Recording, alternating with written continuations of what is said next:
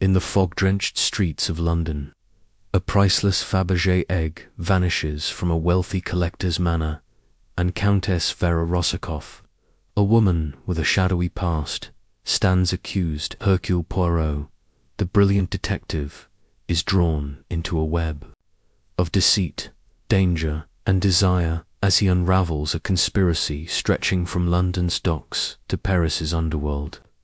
A mysterious rose, a threatening note, and a vengeful smuggler named Korsakoff pull Poirot deeper into Vera's world, where every clue tests his heart and his genius. Will he clear her name before the shadows claim them both? Chapter 1. The letter from the past. The rain fell in a steady, mournful patter against the windows of Whitehaven mansions, as if London itself were weeping for some unspoken sorrow. Inside flat 203, Hercule Poirot sat in his favourite armchair, a cup of tisane steaming gently on the polished mahogany table beside him. The room was a study in order, the books aligned with geometric precision on their shelves, the silver cigarette case gleaming under the soft glow of the electric lamp, the cushions on the sofa arranged with a symmetry that soothed the detective's meticulous soul. Yet, despite the familiar comfort of his surroundings, Poirot's mind was restless, his little grey cells stirring with an unease he could not quite place. It was a quiet evening in the autumn of 1936, and Poirot had no pressing case to occupy him. His most recent investigation, rather pedestrian affair involving a stolen pearl necklace at a country estate, had concluded with the predictable arrest of a kleptomaniac housemaid. The resolution had been satisfying in its tidiness, but it lacked the spark of intellectual challenge that Poirot craved. He sipped his tisane, the faint aroma of chamomile doing little to quell the vague disquiet that had settled over him like a fog.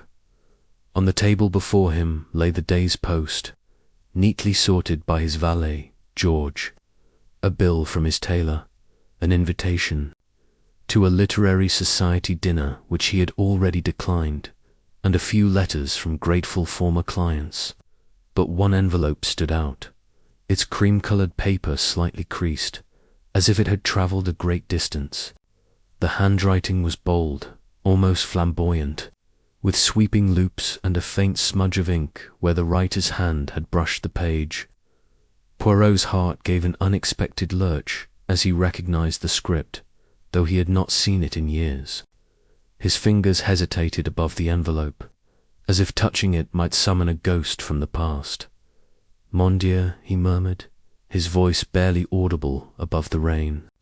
"Can it be?" With a careful, almost reverent motion, he picked up the letter and turned it over. The wax seal bore no crest, only a simple, stylized rosa symbol that stirred memories long buried. He broke the seal and unfolded the single sheet of paper within. The words, written in black ink, danced before his eyes, their tone at once urgent and intimate. "My dearest Hercule, I write to you now not as the woman you once knew, but as one in desperate need of your genius. I am in London, and I am in peril. A matter of great delicacy has entangled me, and I fear I am accused of a crime I did not commit. I beg you, for the sake of what we once shared, to meet with me. I shall come to your flat tomorrow evening at 8 o'clock. Do not turn me away, I implore you. My heart trusts in your little grey cells, as it once trusted in your kindness. Yours, ever." Vera Poirot's breath caught in his throat. Vera, Countess Vera Rossakoff. The name alone was enough to conjure a whirlwind of images. Her fiery auburn hair, her laughter like a cascade of silver bells, her eyes that held both mischief and melancholy. She was a woman of contradictions, bold yet vulnerable, reckless yet calculating, a thief with a heart that, against all reason, Poirot had once believed might be his. Their paths had crossed years ago, first in the tangled web of the Big Four, where her audacity had both exasperated and enchanted him, and later in the Double Clue, where a stolen ruby and a fleeting moment of connection had left him questioning his solitary life. He had not seen her since that last encounter, when she had vanished into the night with a promise to reform, leaving behind only the memory of her perfume and the ache of what might have been. Poirot had convinced himself that their story was finished, that Vera Rosikoff was a chapter closed in the book of his life. Yet here she was, her words reaching across the years, pulling him back into her orbit with a force he could not resist. He read the letter again, his eyes lingering on each phrase. "A crime I did not commit," she wrote. Poirot's brow furrowed. Vera was no stranger to crime. She had admitted to theft in the past, though always with a flair that bordered on artistry. But to be accused falsely, that suggested a deeper intrigue, one that might require all his skill to unravel. And the word peril sent a chill through him. Vera was not a woman who used such terms lightly. Poirot leaned back in his chair, his fingers steepled as he stared into the fire. The rain had intensified, its rhythm now a staccato beat against the glass. He tried to focus, to summon the clarity that had solved so many mysteries, but his thoughts kept drifting to the past. He saw Vera as she had been in that dimly lit room in the 1920s, her gloved hand brushing his as she slipped him a clue, her smile daring him to catch her. He remembered the moment he had stood too close, the way her breath had quickened, the unspoken question in her gaze that he had chosen not to answer. He whispered to himself, "Why did I let her go?" The clock on the mantel softly chimed, its chimes marking the hour. 7 o'clock. In 24 hours, Vera would be here, in this very room. The thought filled him with both anticipation and dread. What would she be like now? Had the years softened her edges or sharpened them? And what was this peril she spoke of? A theft, perhaps, a blackmail scheme, or something darker, more dangerous. Poirot rose from his chair, his movements precise despite the turmoil in his mind. He crossed to the window and drew back the curtain, gazing out at the rain-slicked street below. London was a blur of lights and shadows, its secrets hidden beneath the deluge. Somewhere out there, Vera was waiting, and with her, a mystery that promised to test not only his intellect but his heart. He returned to the table and picked up the letter once more, folding it carefully and slipping it into the pocket of his waistcoat. Tomorrow he would prepare. He would summon Captain Hastings, whose loyal friendship and occasional naivety had so often grounded Poirot's flights of deduction. He would ensure that his flat was in perfect order, a fitting stage for whatever drama was to unfold, and he would steel himself against the emotions that Vera's presence was sure to awaken. But for now, there was nothing to do but wait. Poirot extinguished the lamp and retired to his bedroom, though sleep eluded him. He lay in the darkness, the rain a constant murmur, and thought of Vera, her laughter, her defiance, her vulnerability. And somewhere, in the quiet of the night, he allowed himself to wonder if, just this once, the case might end not only with justice, but with something more. The next morning dawned grey and damp, the rain having subsided to a fine mist that clung to the windows of Whitehaven mansions. Poirot rose early, his routine as meticulous as ever. He dressed in a charcoal grey suit, his patent leather shoes gleaming, his moustache waxed to perfection. George served breakfast, poached eggs, toast, and a pot of coffee whose aroma filled the flat with warmth. But Poirot's appetite was slight, his thoughts consumed by the evening ahead. He telephoned Captain Hastings, who was, as expected, delighted at the prospect of a new adventure. "I say, Poirot, it's been ages since we had a proper case," Hastings exclaimed, his voice crackling through the line. "What's it about?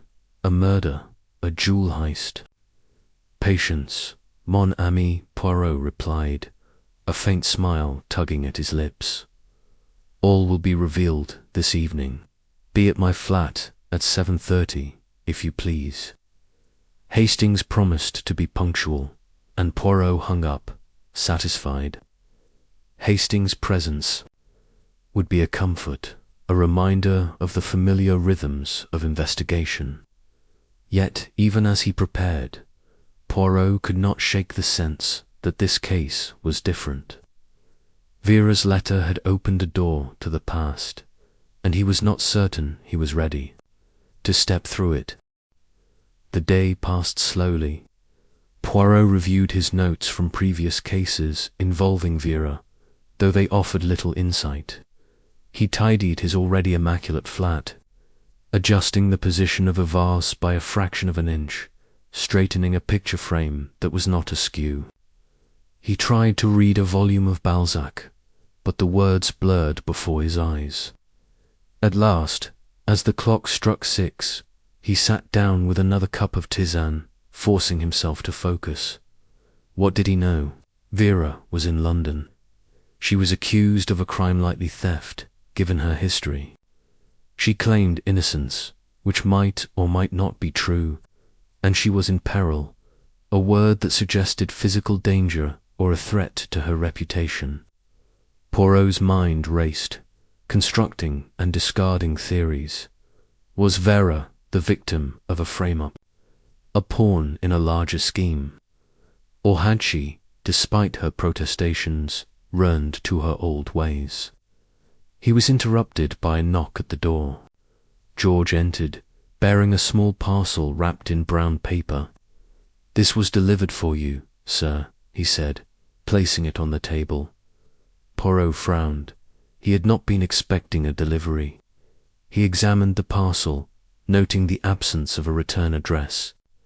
The string was tied with a neat bow, but the paper was slightly crumpled, as if handled carelessly. With a pair of scissors, he cut the string and unwrapped the parcel, revealing a small, ornate box of lacquered wood. Inside, nestled on a bed of velvet, was a single rose red, its petals soft and fragrant, but with thorns intact. Poirot's pulse quickened. The rose was a symbol, a message. But from whom? Vera? Or someone else? Someone who knew of their connection? He searched the box for a note, but found none. The rose lay there, beautiful and enigmatic, a puzzle in itself. He closed the box and set it aside, his mind now fully engaged. The rose was a clue, perhaps a warning. He would need to be on his guard. Vera's arrival, the letter, the parcel were pieces of a larger mosaic, and Poirot was determined to see the whole picture. At 7:30, Captain Hastings arrived, his face flushed with excitement. "Well, Poirot, what's the story?" he asked, settling into an armchair. "You've got that look in your eye, the one that means trouble's afoot." Poirot smiled faintly. "Trouble, mon ami, perhaps, but also a mystery, and one that promises to be most intriguing." He recounted the letter from Vera, omitting the more personal details, and described the rose in the lacquered box. Hastings whistled. "Countess Rossakoff, eh? I remember her quite, a character. Always thought there was something between you two, old chap." Poirot waved a hand dismissively. "You imagine things, Hastings. The Countess is a client, nothing more. Now, we must prepare. She will be here soon." As the clock ticked toward 8, Poirot's nerves tightened. He adjusted his tie, smoothed his waistcoat, and glanced at the rose box on the table. The flat was silent, save for the faint hum of the city beyond the windows. Hastings, sensing his friend's tension, fell quiet, his usual chatter subdued. At precisely 8 o'clock, there was a knock at the door.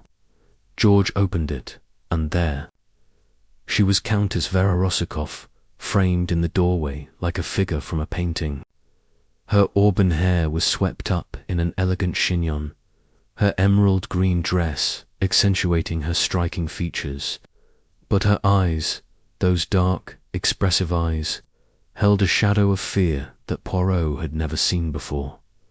"Hercule," she said, her voice low and husky, with that faint Russian accent that had always stirred him. "You came, thank you." Poirot rose, his heart pounding. "Madame la Comtesse," he said, bowing slightly. "Please, enter." She stepped into the flat, her presence filling the room with an electric energy. Hastings stood, offering a polite nod, but Vera's gaze was fixed on Poirot. She clutched a small handbag, her knuckles white. "I am in trouble, Hercule," she said, her voice trembling. "They say I stole a Fabergé Egger treasure worth a fortune, but I swear to you, I did not take it. Someone wishes to destroy me, and I do not know why." Poirot gestured to a chair. "Sit, please, and tell me everything." From the beginning, Vera sank into the chair, her composure fraying. As she began to speak, Poirot listened intently, his little grey cells already at work. The case had begun, and with it, a journey into the past that would test his mind, his heart, and his resolve. Vera's story unfolded haltingly, as if each word cost her dearly. She had been in London for 3 months, she said, living quietly in a modest flat in Kensington. She had come to escape her past, to start anew after years of wandering through Europe's capitals, always one step ahead of her reputation. But 2 weeks ago, she had been invited to a private viewing at the home of Sir Reginald Harcourt, a wealthy collector of rare antiquities. The centerpiece of the evening was a Fabergé egg, one of the few crafted for the Russian imperial family and smuggled out during the Revolution. Its value was inestimable, both for its craftsmanship and its history. "I admired it, of course," Vera said, her eyes distant. "Who would not? It was like holding a piece of my homeland's heart. But I touched it, only touched it, Hercule, and then I left. The next morning, Sir Reginald's men came to my flat. They said the egg was gone, and they said I took it." Poirot's eyes never left her face, searching for the truth beneath her words. "And why, madame, do they accuse you?" Vera twisted her hands together, her voice rising. "My past, Hercule. They know of my indiscretions. And someone saw me linger near the gallery after the others had gone. But I swear I was only saying goodbye to a friend, an old Russian émigré who was there. I took nothing." Poirot nodded, his expression unreadable. "And this peril you speak of, what form does it take?" Vera hesitated, then reached into her handbag and produced a small, crumpled note. She handed it to Poirot, who unfolded it with care. The message was written in a different hand from her letter, the letters jagged and hasty. "Return the egg, or you will pay with your life. You have 1 week." Poirot's blood ran cold. He passed the note to Hastings, who read it and let out a low exclamation. "Good Lord, Poirot, this is serious." "Indeed," Poirot said, his voice calm but edged with steel. "Madame, you were right to come to me. This is no simple theft, but a matter of life and death, and Hercule Poirot will not stand idly by." Vera's eyes filled with gratitude, and for a moment she reached out, her hand brushing his. The touch was fleeting, but it sent a wave of warmth through him, a reminder of the connection they had once shared. Poirot withdrew his hand quickly, his face composed, but inside his heart was racing. "Inside, tell me, madame," he said, "who was at this viewing? Who were the people who might wish you harm?" Vera listed the names. Sir Reginald Harcourt. The host, a man of immense wealth and influence. Victor Langdon, an art dealer with a reputation for dealing in stolen goods. Lady Beatrice Shaw, a socialite who had taken an immediate dislike to Vera, and Dmitri Petrovich, the Russian emigrant. She had spoken with a man whose family had once been close to hers in Petrograd. Each name was a potential suspect, each a thread in the tapestry of the case. Poirot made a mental note, his mind already mapping out the next steps. He would need to visit Harcourt's manor, interview the suspects, and examine the scene of the theft. He would need to verify Vera's story, to determine if her claim of innocence held true. And he would need to protect her, for the threat in the note was real, and time was short. "I will begin my inquiries tomorrow," he said. "For tonight, madame, you must be safe." "Do you have a place to stay?" Vera nodded. "I have my flat, but I am afraid to be alone." Poirot considered this. "Hastings, my friend, perhaps you would be so kind as to escort the madame to her home and ensure all is secure." "Of course, Poirot," Hastings said, standing. "I'll see to it." Vera rose, her eyes lingering on Poirot. "Thank you, Hercule. I knew you would find my trust in you." Poirot bowed. "Rest assured, madame, the little grey cells of Hercule Poirot are at your service." As Vera and Hastings left the flat, Poirot stood by the window, watching their figures disappear into the mist. The rose box caught his eye, its lacquered surface reflecting a gleam of light. He opened it again and lifted the rose, its scent filling his nostrils, its thorns pricking his skin. A symbol, a clue, a challenge. "Vera," he whispered, his voice soft but resolute, "I will find the truth."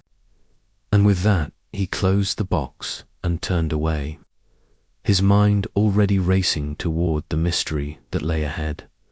The hours that followed were a blur of preparation. Poirot sat at his desk, drafting a list of questions for Sir Reginald Harcourt and the other suspects. He sketched a timeline of the evening of the theft based on Vera's account, noting the moment she arrived, the moment she left the gallery, and the moment the egg was discovered missing. He considered the rose box, its arrival so perfectly timed. Was it from Vera, a gesture of sentiment? Or from someone else, a taunt or a trap? He telephoned Scotland Yard and spoke briefly with Chief Inspector Japp, requesting access to any reports on the theft. Japp, ever skeptical but fond of Poirot, promised to look into the matter. "Alphabet, he said, his voice gruff. "That's a big fish. If your lady friend's mixed up in it, she's in hot water." "She is not my lady friend," Poirot said, his tone clipped. "She is a client, and I believe she is innocent." Japp chuckled. "All right, Poirot. I'll send what I have over tomorrow. Keep me posted." Poirot hung up, his thoughts returning to Vera. He tried to picture her in her flat, alone and frightened, but the image was overshadowed by memories of her laughter, her daring, her eyes. He shook his head, chiding himself. Sentiment. Chapter 2. Reunion at Whitehaven Mansions. The clock in Hercule Poirot's flat ticked with unrelenting precision, each second a reminder of the impending moment when Countess Vera Rossakoff would step back into his life. The rain had ceased, leaving London cloaked in a damp, silvery mist that blurred the edges of the city's gaslit streets. Inside Whitehaven Mansions, flat 203 was a haven of order, its polished surfaces reflecting the soft glow of electric lamps. Poirot stood before the mirror in his drawing room, adjusting his tie with the care of a man preparing for battle. His suit, a deep navy pinstripe, was immaculate, his patent leather shoes gleaming like obsidian. Yet, beneath this facade of composure, his heart beat with an unfamiliar urgency. Captain Hastings lounged in an armchair, his lanky frame relaxed, but his eyes bright with anticipation. "I say, Poirot, you're looking rather dapper tonight," he remarked, a teasing grin on his face. "Is this all for the Countess?" Poirot's moustache twitched. "Mon ami, one does not dress for a lady, but for oneself. The appearance, it is a reflection of the mind's order." He turned from the mirror, his expression stern, though a flicker of amusement danced in his green eyes. "And you, Hastings, might consider a more disciplined approach to your own attire." Hastings glanced down at his slightly rumpled tweed suit and chuckled. "Point taken, old chap. But come on, tell me what's the story with this Countess. You've been tight-lipped since that letter arrived." Poirot waved a hand, dismissing the question. "There is no story, Hastings. The Countess Rossakoff is a client, nothing more. She is in trouble, and it is the duty of Hercule Poirot to assist." Hastings raised an eyebrow, but said nothing, sensing the wall Poirot had erected around the subject. Instead, he picked up the lacquered box containing the mysterious rose, turning it over in his hands. "This is a queer thing, isn't it? Who'd send you a rose like that? A bit romantic, if you ask me." Poirot's lips pursed. "It is a clue, Hastings, not a sonnet, and we shall discover its meaning in due course." He took the box from Hastings and placed it carefully on a side table, out of sight. The rose, with its velvety petals and sharp thorns, was a puzzle he had yet to unravel, but now was not the time. The clock read 7:50. Vera would arrive in 10 minutes. The flat was silent, save for the ticking clock and the occasional creak of the building settling. George, Poirot's valet, had retired to his quarters after ensuring the room was prepared tea-tray set, cushions plumped, fireplace glowing with a modest fire to ward off the autumn chill.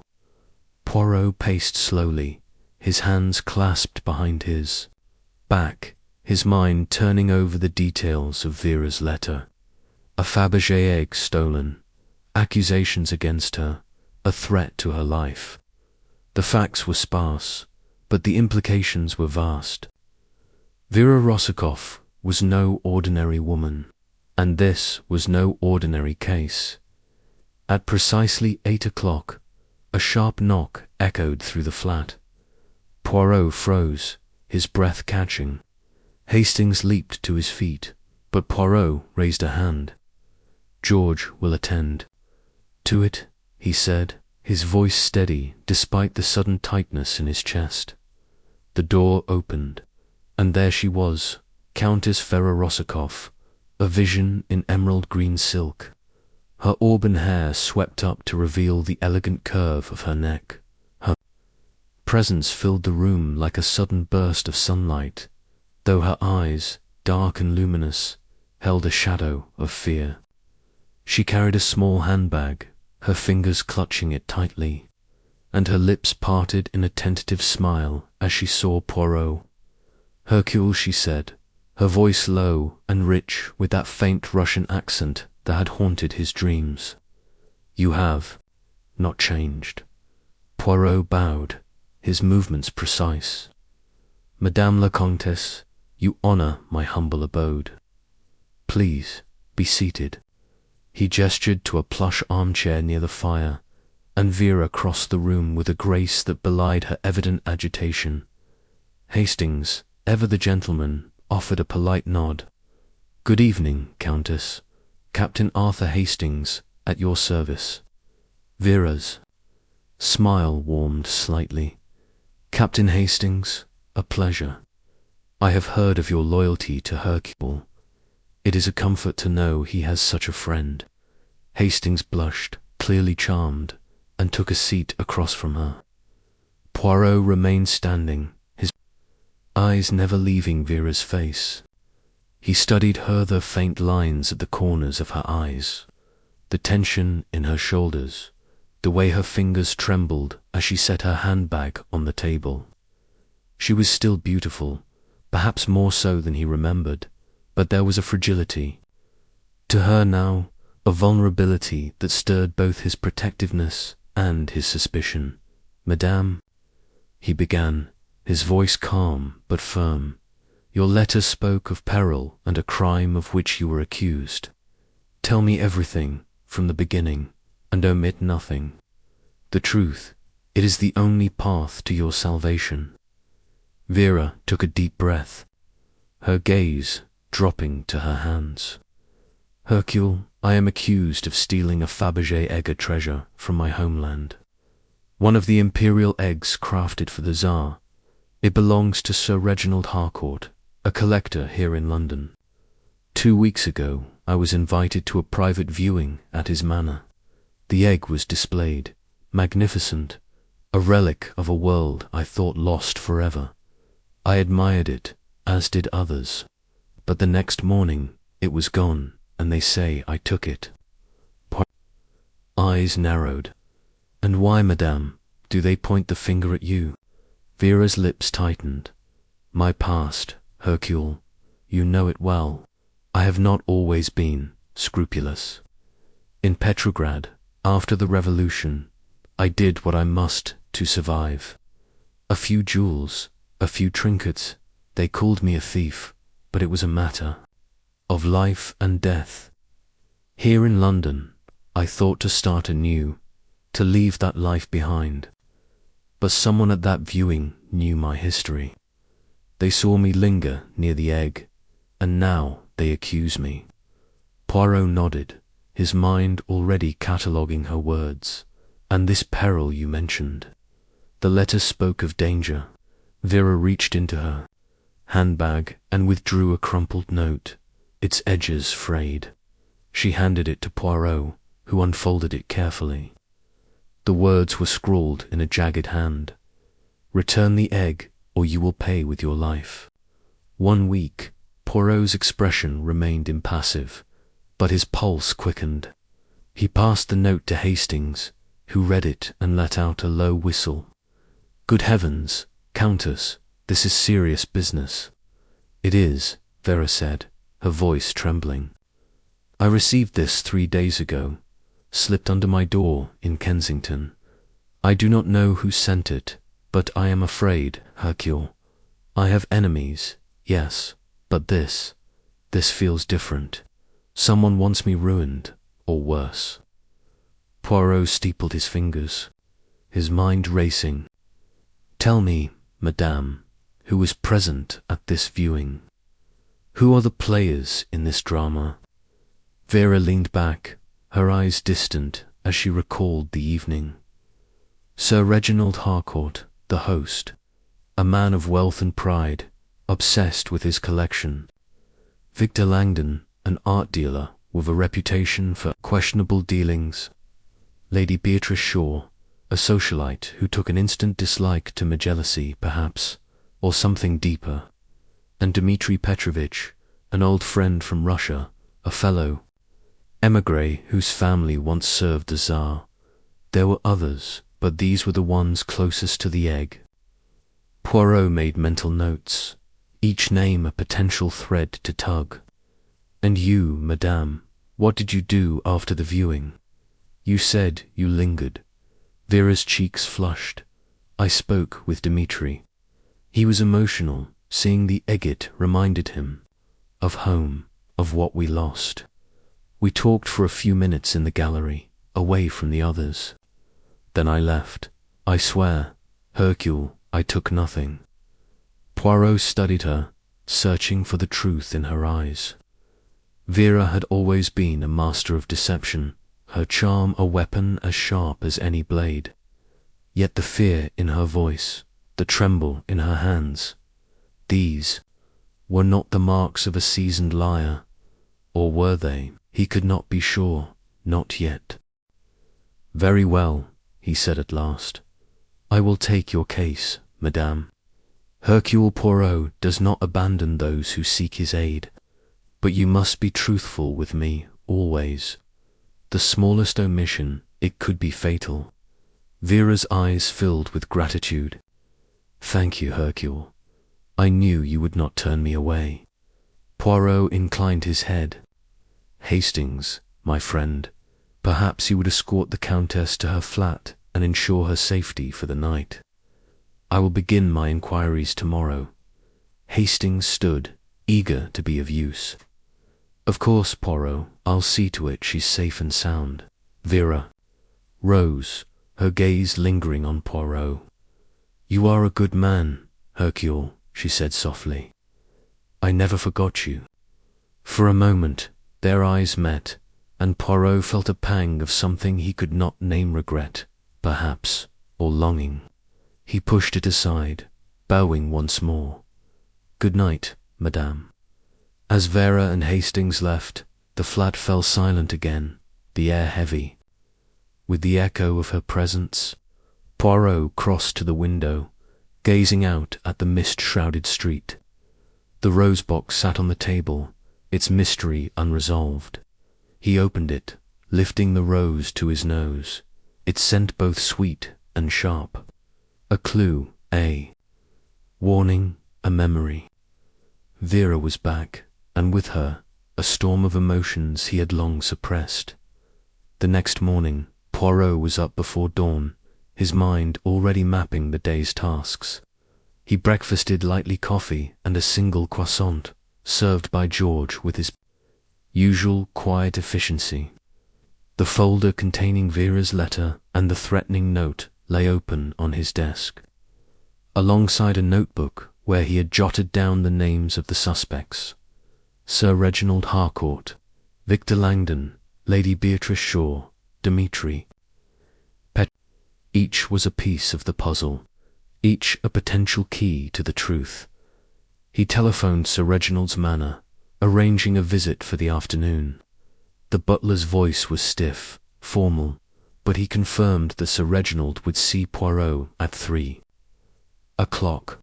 Next, Poirot called Chief Inspector Japp at Scotland Yard, requesting any information on the theft. Japp, gruff as ever, promised to send over what little they had. It's a high-profile case, Poirot, he said. That egg's worth the king's ransom. If your countess is involved, she's in deep. She is not my countess, Poirot replied, his tone sharp, and I believe she is innocent. Japp chuckled. We'll see about that. I'll have the file to you by noon. Poirot hung up, his thoughts turning to the rose box. He retrieved it from the drawer, examining it. Again in the morning light. The lacquered wood was finely crafted, its surface unmarred, save for a faint scratch near the hinge. The rose inside was fresh, its petals vibrant, suggesting it had been cut within the last day or two. But there was no note, no mark to indicate its sender. Poirot set it aside, resolving to show it to Vera later. If it was from her, she would admit it. If not, it was a thread to follow. At 11, Hastings arrived, his face bright with the thrill of the chase. Well, Poirot, what's the plan? Off to Harcourt's manor, I presume. Oui, mon ami, Poirot said, slipping into his overcoat. We will visit Sir Reginald and examine the scene of the crime. But first, tell me, how was the Countess when you left her? Hastings frowned. She was shaken, I'd say, kept looking over her shoulder as we walked to her flat. I checked the locks, made sure the windows were secure.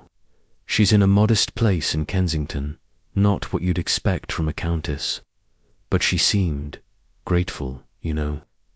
Kept talking about you, how you'd save her. Poirot's expression remained neutral, but his heart gave a small, traitorous leap. She is a woman of great emotion, Hastings. It is her nature. Now, Come, we have work to do. The taxi ride to Harcourt's Manor was a quiet one. Poirot lost in thought, Hastings gazing out at the passing streets. The manor stood on the outskirts of London, a sprawling estate of grey stone and ivy, its grounds meticulously tended. As they approached, Poirot noted the high walls, the iron gates, the air of wealth and secrecy that clung to the place like the mist. Sir Reginald Harcourt greeted them in the grand hall, a tall man with silver hair and a manner that exuded authority. "Mr. Poirot," he said, shaking hands firmly, "I've heard of your reputation. I hope you can shed light on this unfortunate business." "I shall do my utmost, Sir Reginald," Poirot replied, his eyes scanning the room. The hall was opulent, lined with portraits and artifacts, a testament to Harcourt's obsession with collecting. "May we see the gallery where the egg was displayed?" Harcourt led them through a series of corridors to a long, high-ceilinged room lined with glass cases. Paintings adorned the walls, and sculptures gleamed under soft lighting. At the far end stood an empty pedestal, its velvet cushion bare. "This is where the egg was kept," Harcourt said, his voice tight. It was locked in a case, alarmed, impossible to open without the key. Poirot examined the pedestal, noting the faint scratches on the glass, the absence of fingerprints. "And who had access to this key?" "Only myself and my curator, Mr. Langdon," Harcourt said. "And I assure you, neither of us would steal our own treasure." Poirot nodded, his mind cataloguing the information. "Tell me, Sir Reginald, who was present the night of the theft?" Harcourt listed the guests, confirming Vera's account. "Victor Langdon, Lady Beatrice Shaw, Dmitri Petrovich, and a handful of others, collectors, society figures, none of whom stood out as suspects. The Countess was the last to leave the gallery," Harcourt added, his tone hardening. "She lingered, alone, for several minutes." Poirot's eyes sharpened. "Alone, you say? And how do you know this?" "One of my staff saw her," Harcourt said. "A footman, Jenkins. He was clearing the room and noticed her speaking with Petrovich, then staying behind after he left." Poirot made a mental note to speak with Jenkins. "And the aiguenne, was it discovered?" "Missing, the next morning," Harcourt said. "I checked the gallery myself, as I always do. The case was empty, the alarm disabled. Whoever took it knew what they were doing." Poirot circled the pedestal, his fingers brushing the glass. "And you suspect the Countess because of her past?" Harcourt's jaw tightened. "Her reputation precedes her, Mr. Poirot.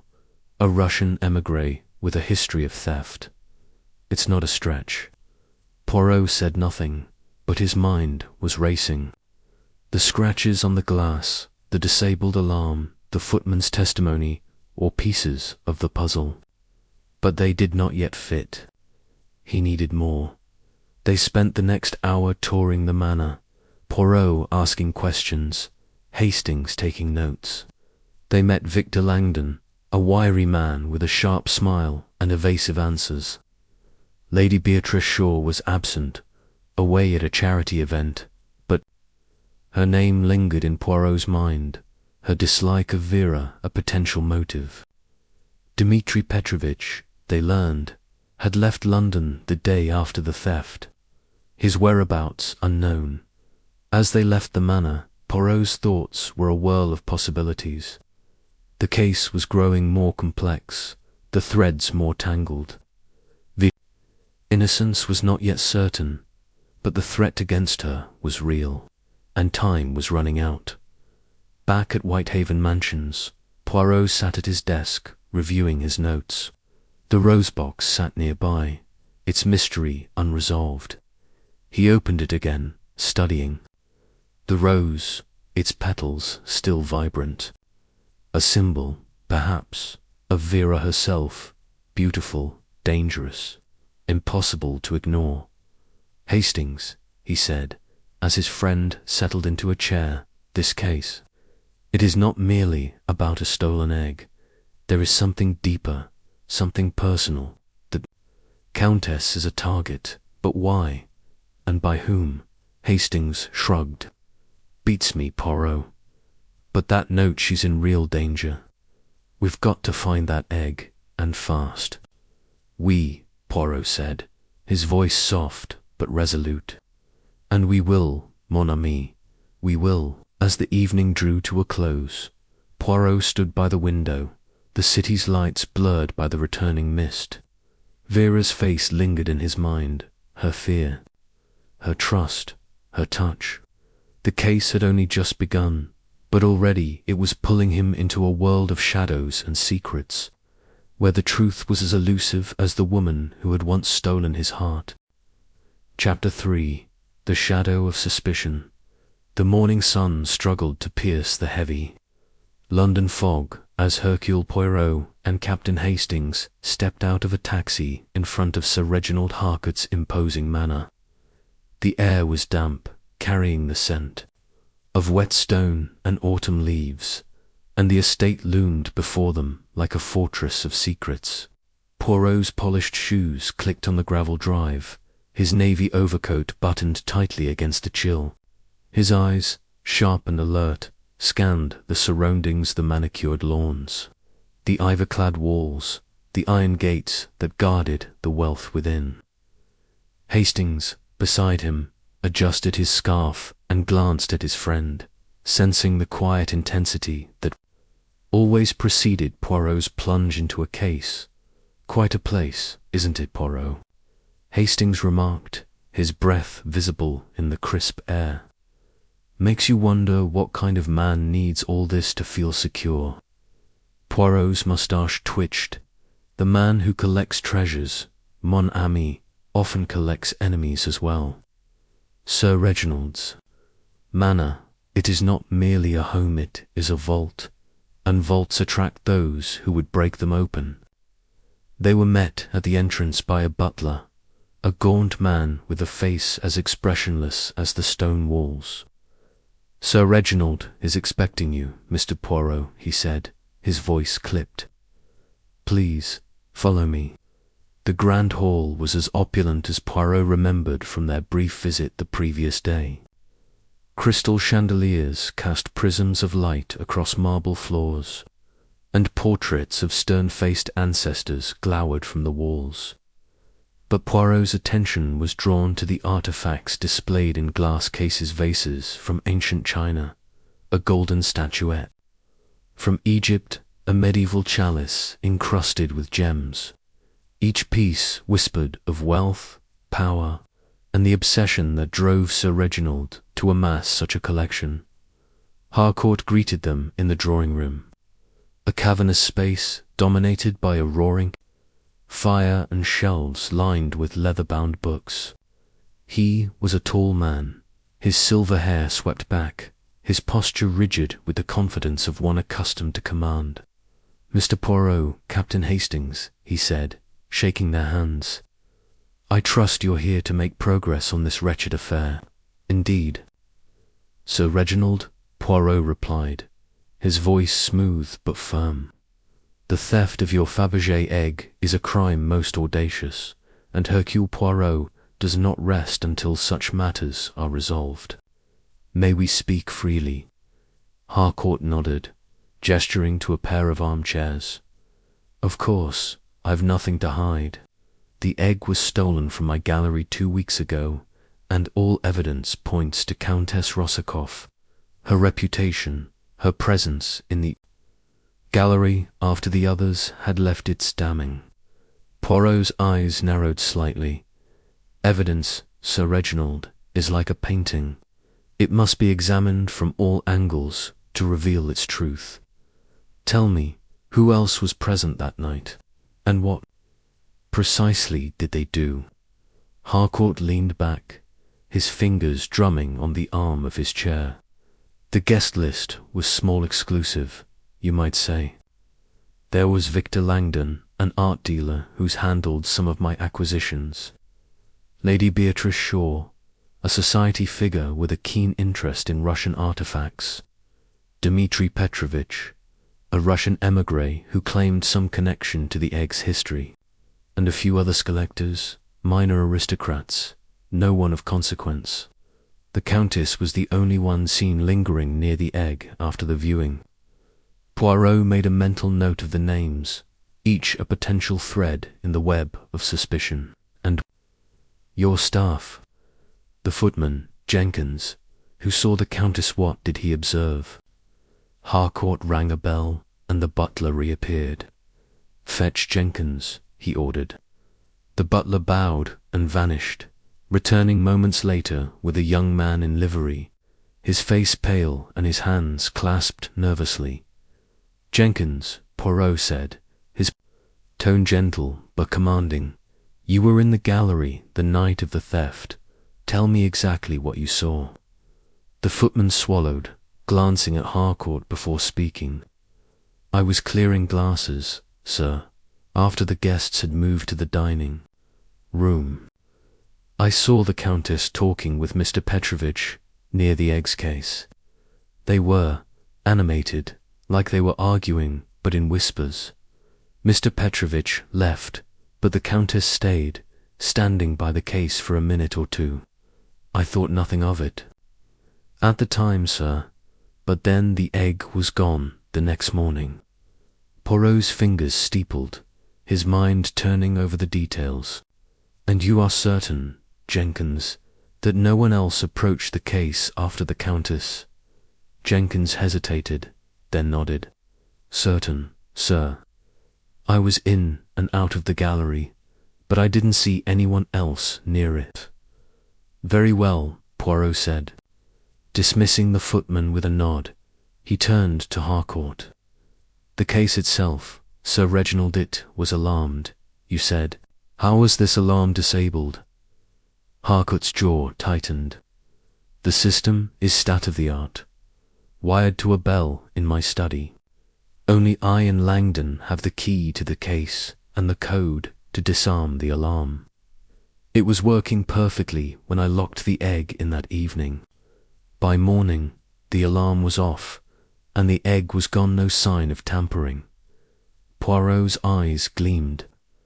No sign of tampering, yet the alarm was disabled. Most interesting. May we see the gallery again? Harcourt led them through the Manners, winding corridors to the long, high-ceilinged room where the theft had occurred. The glass cases gleamed under soft lighting, each containing a treasurer jade figurine, a Roman coin, a Renaissance cameo. At the far end stood the empty pedestal, its velvet cushion a stark reminder of the missing egg. Poirot approached it, his movements deliberate, his eyes scanning every detail. The glass case was intact, its lock unmarred, but Poirot noticed faint scratches on the base, barely visible in the dim light. He knelt, producing a small magnifying glass from his pocket, and examined them closely. These marks, he murmured, they are not random. They suggest a tool, perhaps a fine blade, used with precision. Hastings peered over his shoulder. You'd think someone picked the lock. Nan, Hastings, Poirot said, standing. The lock is untouched. These scratches are elsewhere on the base, where the case meets the pedestal. It is possible the case was lifted, not opened. A clever trick, but one that requires knowledge of the mechanism. Harcourt frowned. Lifted. Impossible. The case is bolted to the pedestal, and the pedestal to the floor. Poirot's lips curved in a faint smile. Impossible, Sir Reginald. For Hercule Poirot, the impossible is merely a challenge. I will need to speak with your curator, Mr. Langdon, and this Lady Beatrice Shaw, and Mr. Petrovich. Where might we find him? Harcourt's expression darkened. Petrovich left London the day after the theft. I don't know where he went. Paris, perhaps, or back to Russia. Langdon is here. I'll summon him. Lady Beatrice is in town, at her residence in Mayfair. Poirot nodded, his mind already mapping the next steps. Bon, we will speak with Mr. Langdon now, and Lady Beatrice later. And, Sir Reginald, I must ask, have you received any threats, any demands regarding the egg? Harcourt shook his head. Nothing. The police have been useless, poking around but finding no leads. That's why I agreed to see you, Mr. Poirot. Your reputation precedes you. Mercy, Poirot said, bowing slightly. Now, let us meet Mr. Langdon.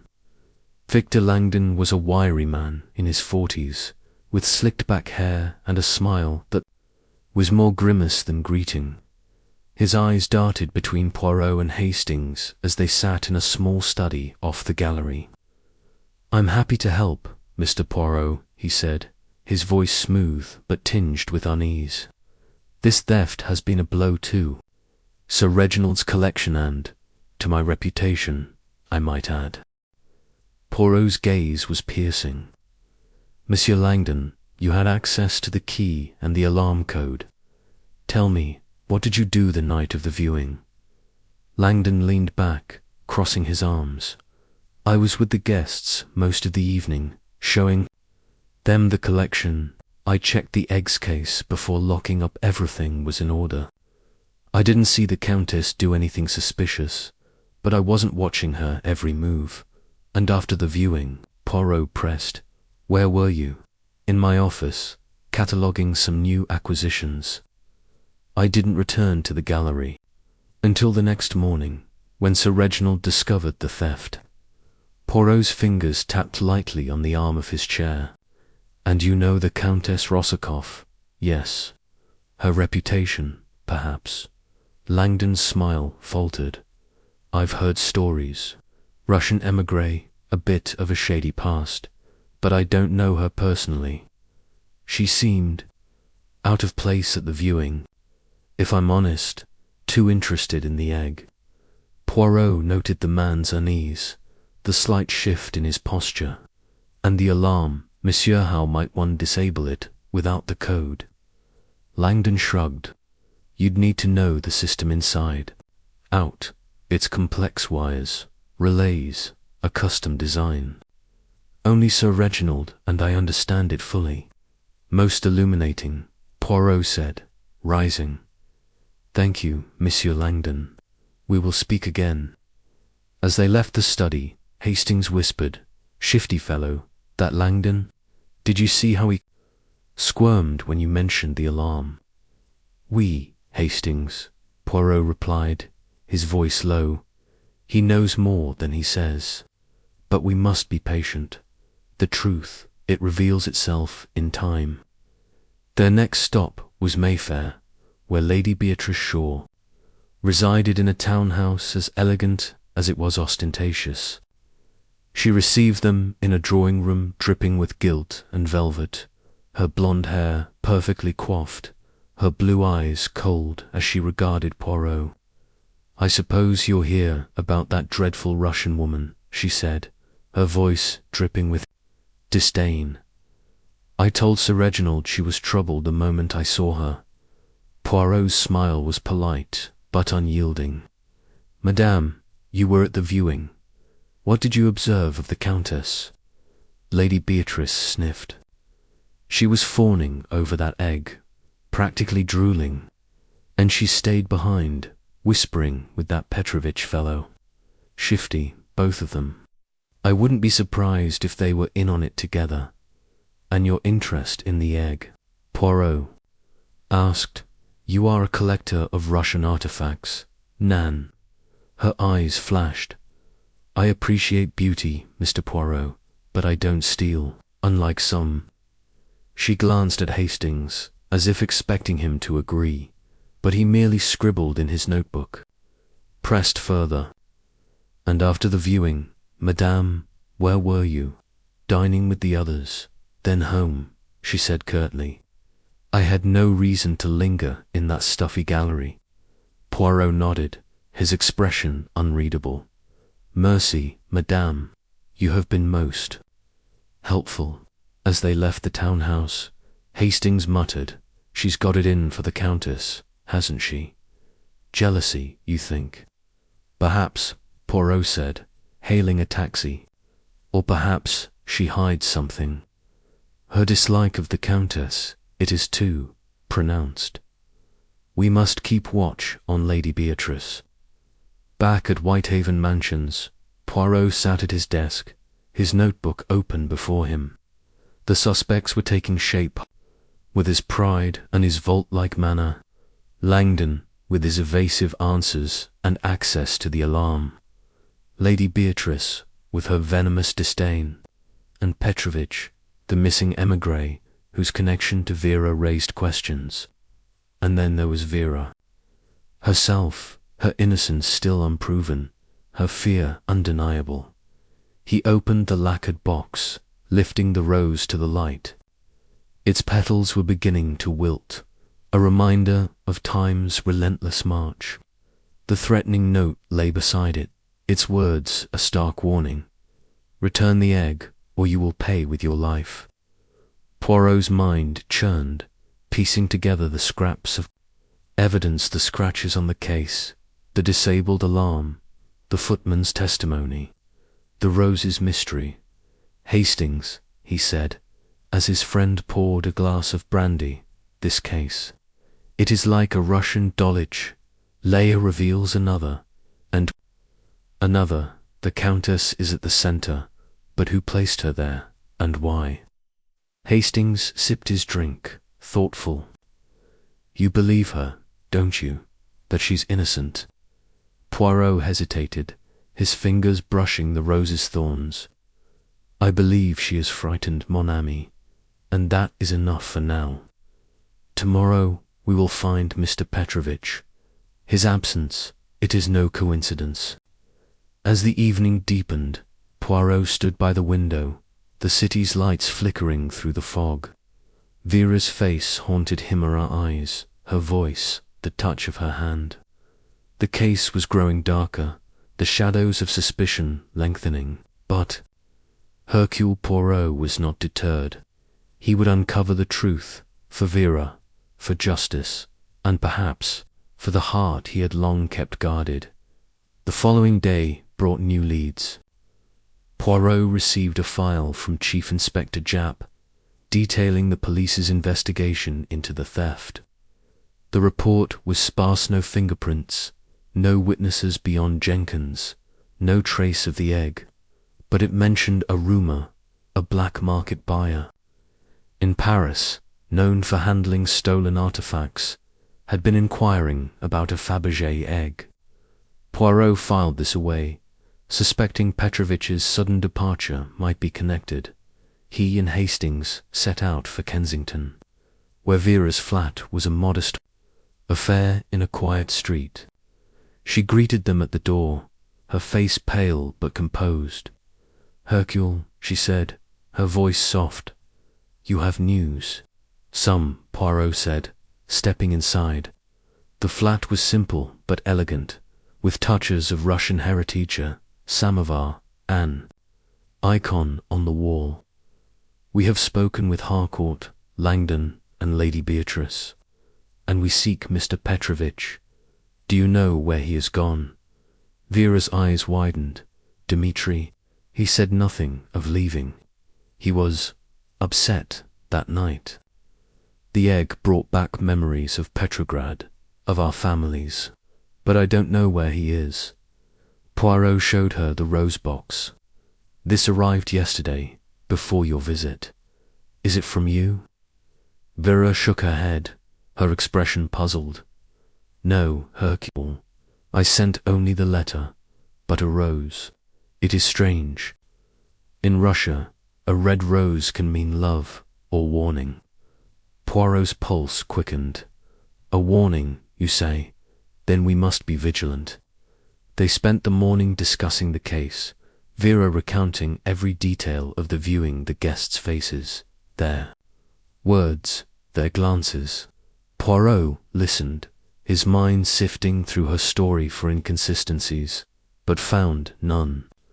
Her fear was real, her trust in him absolute, and yet a small voice in his mind whispered caution. Vera was a woman of many masks. Could he trust her completely? As they left her flat, Poirot's resolve hardened.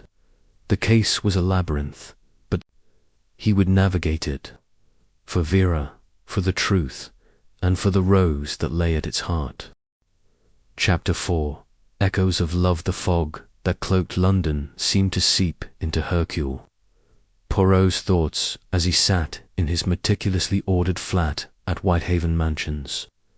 The morning light filtered weakly through the windows, casting a pale glow. Over the polished mahogany table, where a single cup of tisane steamed as chamomile sent a faint comfort against the turmoil in his mind. The case of the stolen Fabergé egg was growing more intricate with each passing hour, but it was not the puzzle alone that unsettled him. It was Countess Verorosikoff whose presence had stirred memories long buried, memories that now flickered like the fire in the hearth. Refusing to be ignored, Poirot's fingers rested lightly on the folder containing his notes, the threatening note and Vera's letter, but his gaze drifted to the lacquered box on the table. The red rose within, its petals beginning to curl, at the edges, seemed to mock him with its enigma. Was it a gesture of affection, a warning, or something more sinister? He could not yet say, but its arrival, so perfectly timed with Vera's reappearance, was no coincidence. His little grey cells, usually so disciplined, were tangled with images of her auburn hair, her defiant smile, the way her eyes had held his last night, pleading for trust. He rose, pacing the room with measured steps, his patent leather shoes silent on the thick carpet. The clock on the mantel read 9 o'clock, and Captain Hastings would arrive soon, eager for the day's investigations. But Poirot's mind was elsewhere, drawn inexorably to the past, to moments with Vera that he had tried to forget. This case, he knew, was as much about his heart as it was about the crime. To solve it, he would need to confront those memories, to understand why Vera's return had shaken him so profoundly. The first memory came unbidden, as vivid as if it had happened yesterday. It was 1923, during the affair of the Big Four, when Vera had burst into his life like a storm. He saw her as she had been then in a dimly lit room in Paris, her laughter ringing out as she teased him about his fastidious nature. She had been a suspect then, too, entangled with a shadowy organization, yet her charm had disarmed him. They had stood close, too close, her perfume a blend of jasmine and spice filling his senses. She had leaned in, her lips brushing his ear as she whispered a clue, her voice a melody that lingered long after she was gone. Poirot paused by the window, gazing out at the fog-shrouded street. That moment had been a turning point, a crack in the armor of his solitary life. He had felt something then, something dangerous, something that threatened the order he so cherished. But he had let her go, convincing himself it was for the best. She was a thief, a woman of questionable morals, and he was Hercule Poirot, a man of principle.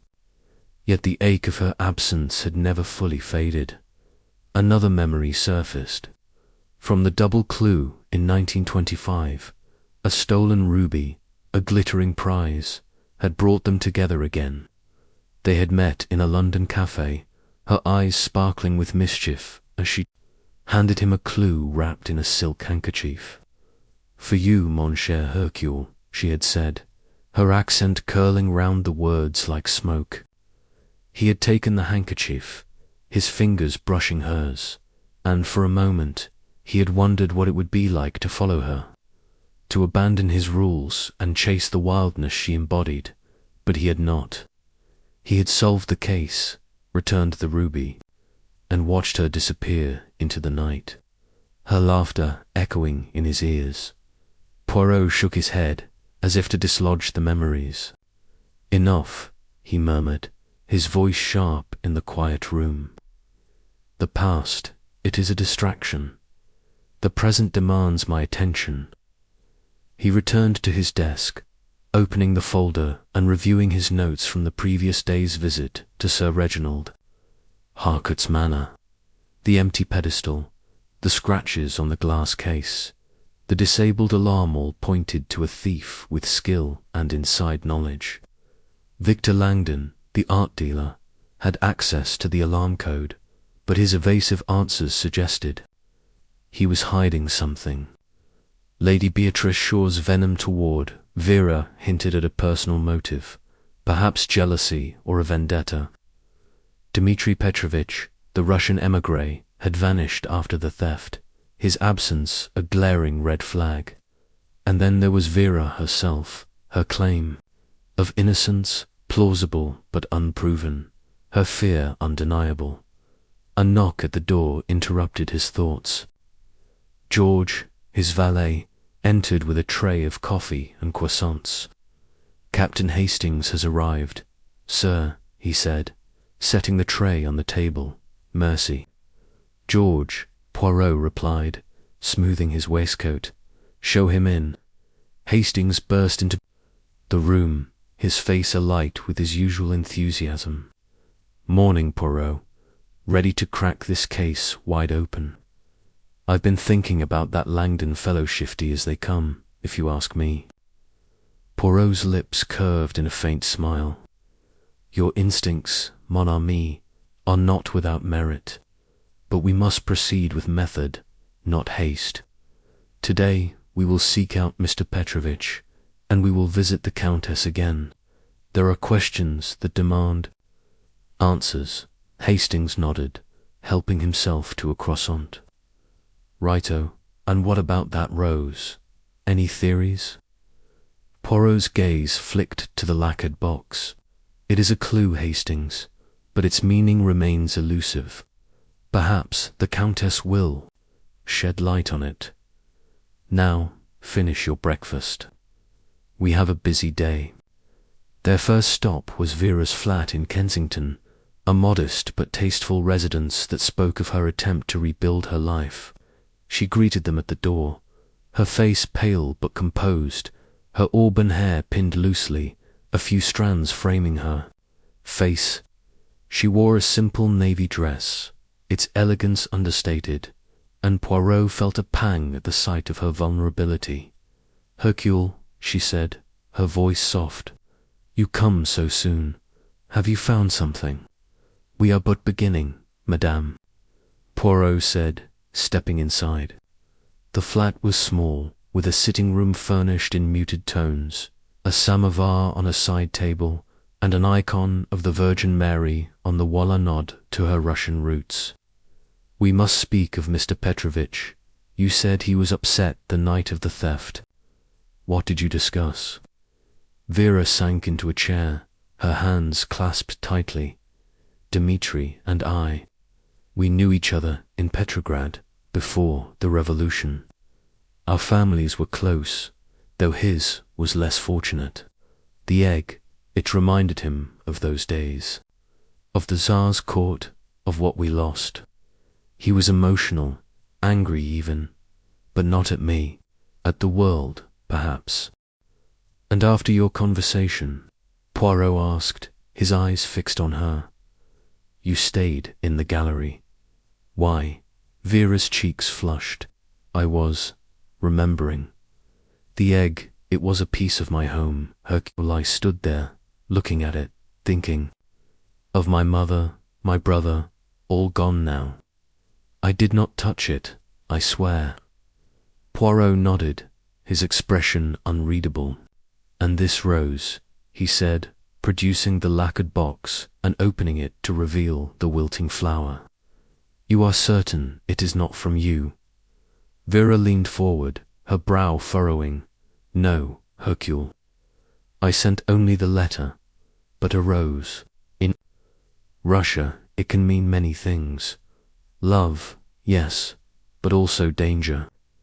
A red rose with thorns, it is a warning, perhaps. Poirot's pulse quickened. A warning. Bon. We will keep this in mind. Now, Madame, do you know where Mr. Petrovich might be? He left London the day after the theft. Vera shook her head. I do not know. He spoke of Paris, of contacts there who might help him start anew, but he was vague, distracted. Poirot exchanged a glance with Hastings. Paris, the rumour of a black market buyer from Chief Inspector Japp's report. It was a lead worth pursuing. Merci, Madame, he said, rising. We will find him. And you must be cautious. Do not open your door to strangers, and inform me at once if you receive another note. Vera's eyes met his, filled with gratitude and something deeper, something that made his heart ache. I trust you, Hercule, she said softly. Always. As they left the flat, Hastings let out a low whistle. She's got it bad for you, Poirot, and don't tell me you don't feel something, too. Poirot's moustache twitched.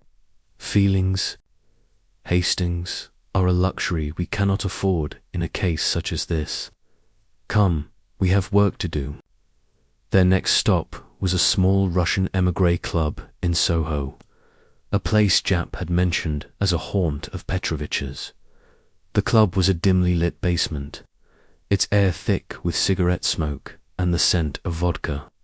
The patrons, men and women with weary faces and accents that spoke of distant homelands, glanced up as Poirot and Hastings entered, their expressions guarded. Poirot approached the bar, where a burly man with a scarred face poured drinks. Monsieur Poirot said, his voice polite but firm, I seek Dmitri Petrovich. He is known to frequent this place. The bartender's eyes narrowed. Don't know him, he said gruffly, turning away. Poirot slid a pound note across the counter, his smile unwavering. Perhaps this will refresh your memory. The man pocketed the note, his expression softening slightly. Petrovich hasn't been here in weeks. Heard he took a boat to France. Try the dock, someone there might know more. Poirot nodded, slipping another note into the man's hand. Merci, you have been most helpful. At the docks, the air was sharp with salt and oil, the Thames a murky ribbon under the grey sky. Poirot and Hastings questioned stevedores and ticket agents, piecing together fragments of information. Petrovich had indeed boarded a ferry to Calais the day after the theft, his demeanour agitated, his luggage light. A clerk remembered him mentioning a contact in Paris, a dealer named Moreau, known for handling rare artifacts.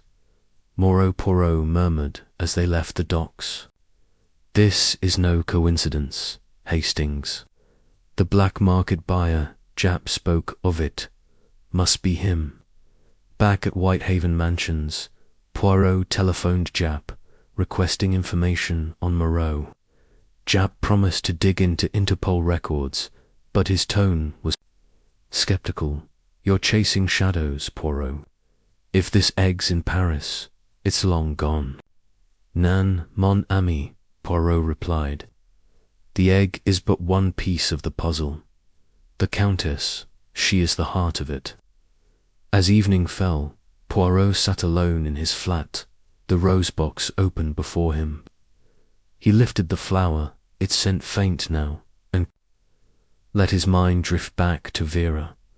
Another memory surfaced. Unbidden a moment in the double clue when they had stood together in the rain, her umbrella shielding them both. She had looked at him then, her eyes searching, and said, Hercule, why do you fight what you feel? He had not answered, turning away, but the question had haunted him ever since. He closed the box, his resolve hardening. The past could not be changed, but the present was his to shape.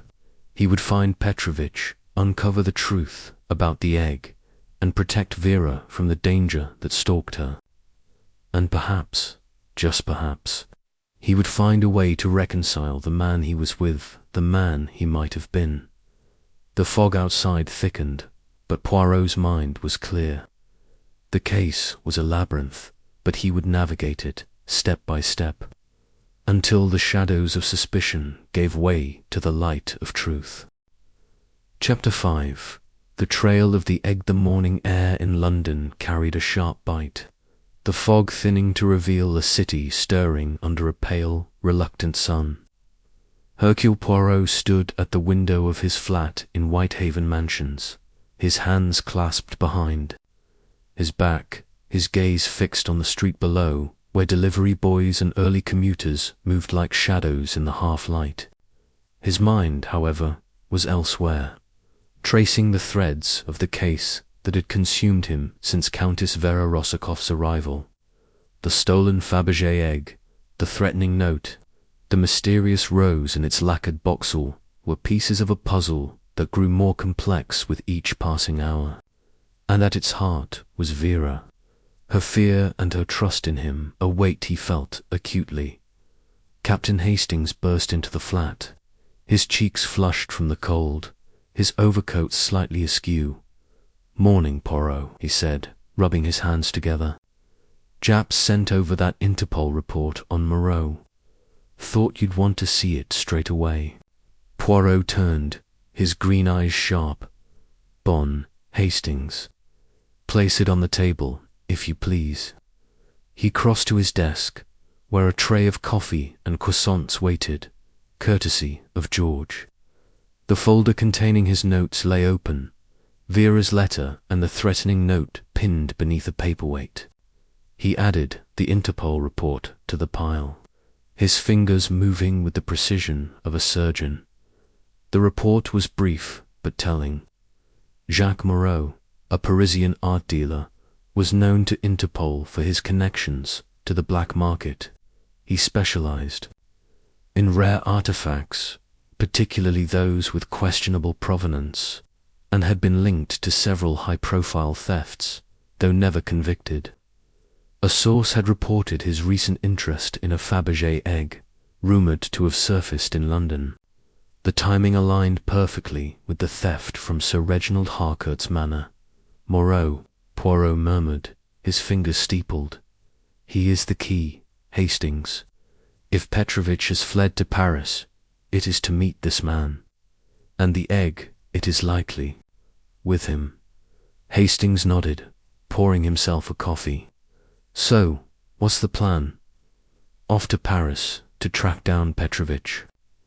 "Nan, mon ami," Poirot said, his voice calm but resolute. "We must first exhaust our inquiries here. The trail of the egg begins in London, and there are threads yet to pull, sir. Reginald, Langdon, Lady Beatrice, and we must learn more of the egg itself, its history. It may hold the motive for its theft." Poirot donned his overcoat, a deep charcoal that complemented his polished appearance, and adjusted his hat. "Come, Hastings. We return to Harcourt's manor. There are questions unanswered, and the scene of the crime, it speaks to those who listen." The taxi ride to the manor was quiet, Poirot lost in thought, Hastings scribbling notes in his ever-present notebook. The estate appeared even grander in the daylight, its stone walls gleaming, its gardens a riot of autumn colour despite the chill. The butler ushered them into the grand hall, where Sir Reginald awaited, his silver hair catching the light of a chandelier. "Mr. Poirot," Harcourt said, his tone impatient. "I hope you've made progress. The police are useless, and my reputation suffers with every day that egg remains missing." Poirot bowed slightly. "Patience, Sir Reginald. The little grey cells of Hercule Poirot are at work, and they do not rest. I wish to know more of the agit's provenance, its journey to your collection." Harcourt led them to his study, a wood-panelled room lined with books and artifacts. He opened a ledger, its pages filled with meticulous records. The egg is one of the imperial Fabergé eggs, crafted in 1897 for Tsar Nicholas II.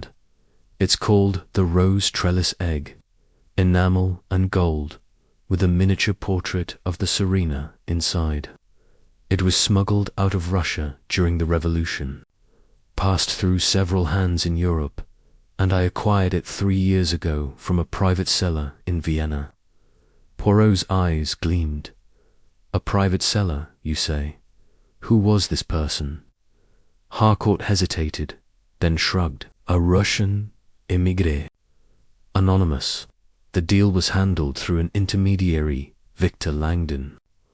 Poirot's pulse quickened. Langdon again? And you verified the egg's authenticity? Of course, Harcourt snapped. I'm no fool. Langdon had it appraised by experts. It's genuine, worth a fortune. Poirot nodded, filing the information away. And who else knew of its value? Your guests, perhaps. Harcourt frowned. I made no secret of it. The egg was the centerpiece of the viewing. Everyone there, Langdon, Lady Beatrice, Petrovich, the Countess knew what it was. Poirot's mind raced. The egg's history tied it to Russia, to Vera and Petrovich, both emigres with personal connections to the old regime. Was the theft driven by greed, or something deeper revenge perhaps, or a desire to reclaim a lost heritage? He needed to see the gallery again.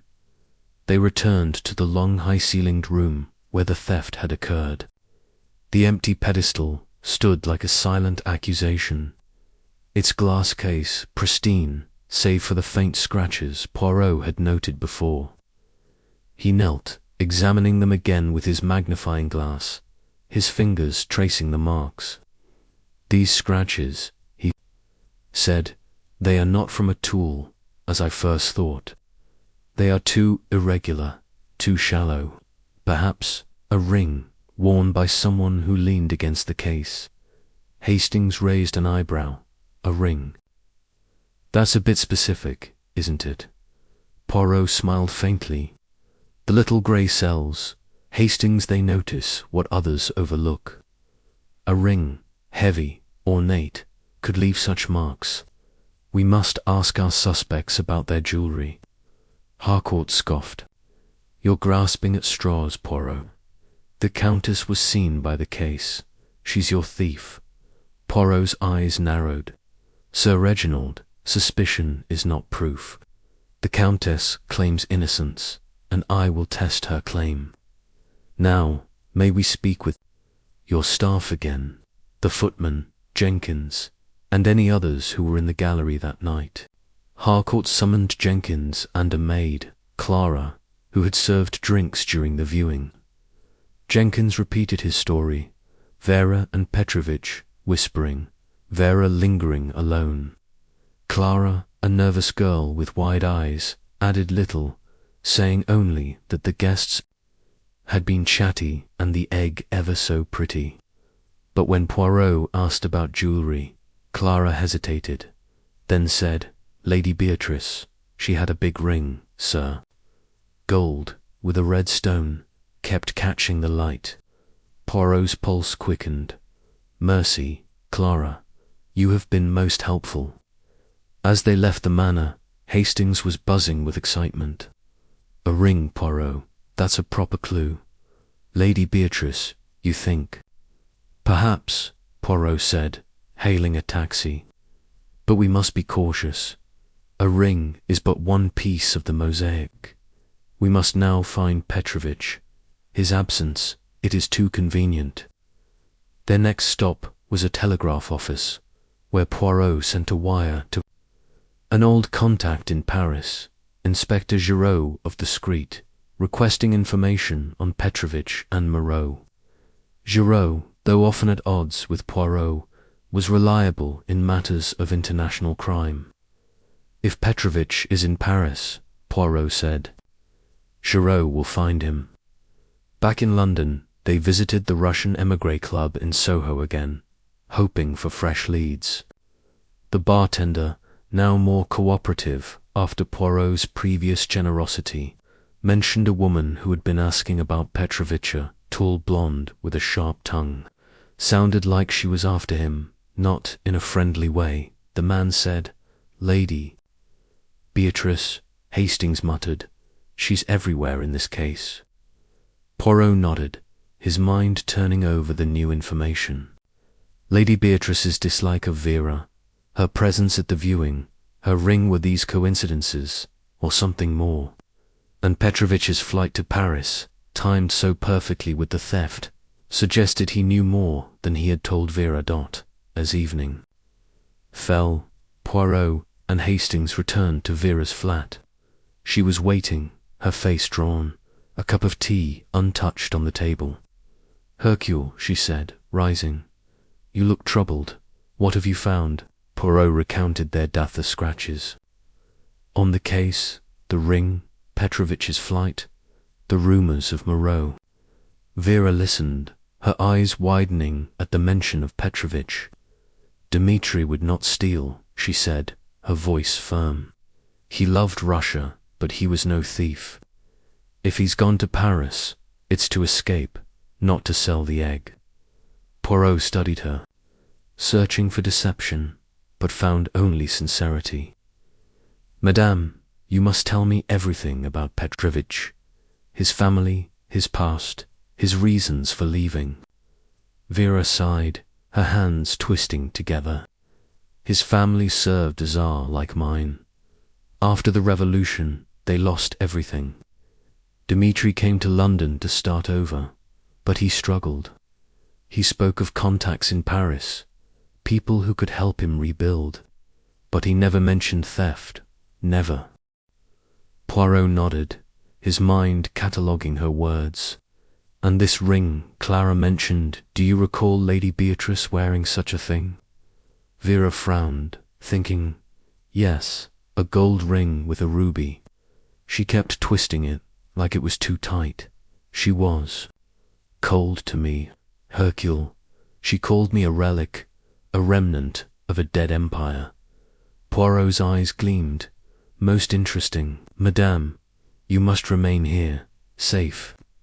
We will pursue Petrovich and this Moreau, and you must tell me at once if you receive another note." Vera nodded, her eyes meeting his. "Hercule, I am afraid, not just for myself, but for you. This case, it feels dangerous." Poirot took her hand, a rare gesture, his voice soft. "Fear not, madame. Hercule Poirot has faced danger before, and he does not falter." As they left, Hastings glanced back at Vera, then at Poirot. "She's relying on you, old chap. Hope you're up to it." Poirot's smile was tight. "I am always up to it, mon ami." Back at Whitehaven Mansions, Poirot sat at his desk, the rose box open before him. The flower was wilting further, its scent fading, but its thorns remained. Sharp, he thought of Vera, of the egg, of the shadows circling them both. The trail was leading to Paris, to Petrovich and Moreau, but the truth was still here. In London, in the scratches, the ring, the motives hidden behind polite smiles. He closed the box, his resolve like steel. The case was a labyrinth, but he would find its heart. For Vera, for justice, and for the echoes of a love that refused to be silenced. Chapter 6. A night at the opera. The evening sky over London was a tapestry of indigo and gold, the last rays of sunlight fading as Hercule Poirot and Captain Hastings stepped from their taxi in front of the Royal Opera House in Covent Garden. The air buzzed with the energy of the city's elite, their furs and jewels catching the glow of the gaslights as they streamed toward the grand entrance. Poirot, immaculate in a black evening suit, his patent leather shoes gleaming, adjusted his bow tie with a precision that belied the storm of thoughts in his mind. The case of the stolen Fabergé egg, had grown more tangled with each passing day, and tonight's gala promised both answers and complications. Beside him, Hastings, in a slightly less polished but still respectable tuxedo, surveyed the crowd with eager eyes. "I say, Poirot, this is quite the affair," Hastings remarked, his voice tinged with excitement. "Wagner's Tristan under solder, and half of London's high society in one place. Think we'll spot our suspects?" Poirot's moustache twitched, a faint smile playing on his lips. "Mon ami, in such a setting, the suspects will reveal themselves, whether they wish to or not. The opera, it is not merely music, it is a stage for human passions, and passions betray secrets." They had come on the strength of a tip from Chief Inspector Japp, who had learned that Sir Reginald Harcourt, Victor Langdon, and Lady Beatrice Shaw would all attend tonight's performance, a charity gala hosted by a prominent art patron. Vera Rosikoff, too, had been invited, though she had hesitated, her fear of the threatening note still raw. Poirot had persuaded her to attend, assuring her that he and Hastings would be close, watching for any sign of danger or opportunity. The gala offered a chance to observe their suspects in a public setting, where masks of civility might slip under the spell of music and champagne. Inside, the opera house was a cathedral of opulence, its crimson velvet curtains and gilded balconies aglow under chandeliers that sparkled like constellations. Poirot and Hastings took their seats in a box overlooking the auditorium, a vantage point that allowed them to scan the crowd. Poirot's eyes, sharp as a hawk's, moved from face to face, noting the posture, the glances, the subtle gestures that spoke louder than words. Hastings, meanwhile, clutched a program, his enthusiasm barely contained. "There's Harcourt," Hastings whispered, nodding toward a box across the auditorium. Sir Reginald sat with a group of distinguished guests, his silver hair catching the light, his expression one of studied composure, and Look Langdon's with him. Poirot followed his gaze. Victor Langdon, the art dealer, leaned close to Harcourt, his slicked-back hair and sharp smile unmistakable. His hands moved animatedly as he spoke, but his eyes darted about the room as if searching for someone or avoiding them. "Most interesting," Poirot murmured. "Monsieur Langdon is nervous. He expects something tonight." "And Lady Beatrice?" Hastings asked, craning his neck. Poirot's gaze shifted to a lower tier, where Lady Beatrice Shaw sat alone, her blonde hair swept up in an elaborate chignon, her ruby ring glinting as she raised a pair of opera glasses. Her lips were set in a tight line, her posture rigid, as if she were bracing for an unwelcome encounter. "She is there, Hastings," Poirot said, "and she, too, is ill at ease.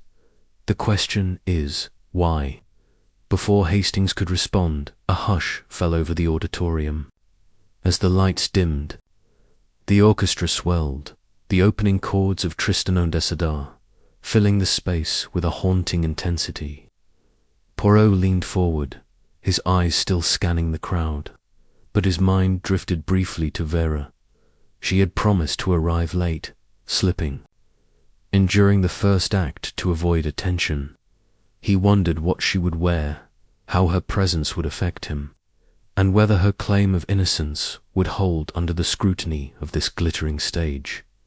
The music built, a tide of longing and tragedy, and Poirot's thoughts turned to the case. The Fabergé egg, the rose trellis egg, had a history steeped in loss. Smuggled out of Russia during the Revolution, its journey marked by greed and betrayal. Its theft from Harcourt's manor suggested not just skill but motive, and Poirot was beginning to suspect that motive was personal. Vera's connection to Russia, her past as a thief, made her an easy target. But the scratches on the glass case, the disabled alarm, and the mysterious rose pointed to a deeper conspiracy. Dmitri Petrovich's flight to Paris, possibly to meet the black market dealer Jacques Moreau, was a thread Poirot intended to pull, but tonight he would focus on the players before him. Halfway through the first act, a soft rustle at the back of their box drew Poirot's attention. He turned, his heart giving a small, traitorous lurch as Vera Rosikoff slipped into the seat beside him. She wore a gown of deep sapphire, its silk shimmering in the dim light, her auburn hair cascading in loose waves over one shoulder. Her eyes, dark and luminous, met his, and for a moment the music faded, the world narrowing to the space between them. "Hercule," she whispered, her accent curling around his name like a caress. "I am here, as you asked." Poirot inclined his head, his voice low. "Madame, you are most welcome, but you must be vigilant. We are watched, and not all eyes are friendly." Vera nodded, her fingers tightening around her handbag. "I feel it. Hercule the Errant is heavy with suspicion." Hastings, catching sight of her, offered a polite smile. "Evening, Countess. You look splendid." Vera's lips curved, but the smile did not reach her eyes. "Thank you, Captain, but I fear beauty is little protection against accusation." Poirot's gaze returned to the auditorium, where Harcourt and Langdon were now in quiet conversation, their heads bent close. Lady Beatrice, he noted, had lowered her opera glasses and was staring directly at their box. Her expression was unreadable, but the intensity of her gaze sent a chill through him. He made a mental note to speak with her again, to probe the source of her animosity toward Vera as the first act drew to a close. The lights rose, and the audience spilled into the foyer for the interval. Poirot, Hastings, and Vera joined the throng, moving through the crowd with purpose. Poirot's eyes never stopped moving, cataloguing every detail, the way Langdon's hand lingered on Harcourt's arm, the flicker of a smile on Lady Beatrice's lips as she greeted a guest, the nervous glance of a waiter who seemed out of place. They reached the champagne bar, where Poirot ordered a glass of mineral water, his preference for clarity over indulgence. Vera accepted a flute of champagne, her fingers trembling slightly as she raised it to her lips. "Hercule," she said softly, "I feel like a mouse in a trap. Everyone here knows my past. They look at me and see a thief." Poirot's voice was firm. "Madame, you are under my protection. Let them look. The truth, it will be revealed." Before Vera could respond, a sudden commotion erupted near the center of the foyer. A woman's cry cut through the chatter, followed by a crash of glass.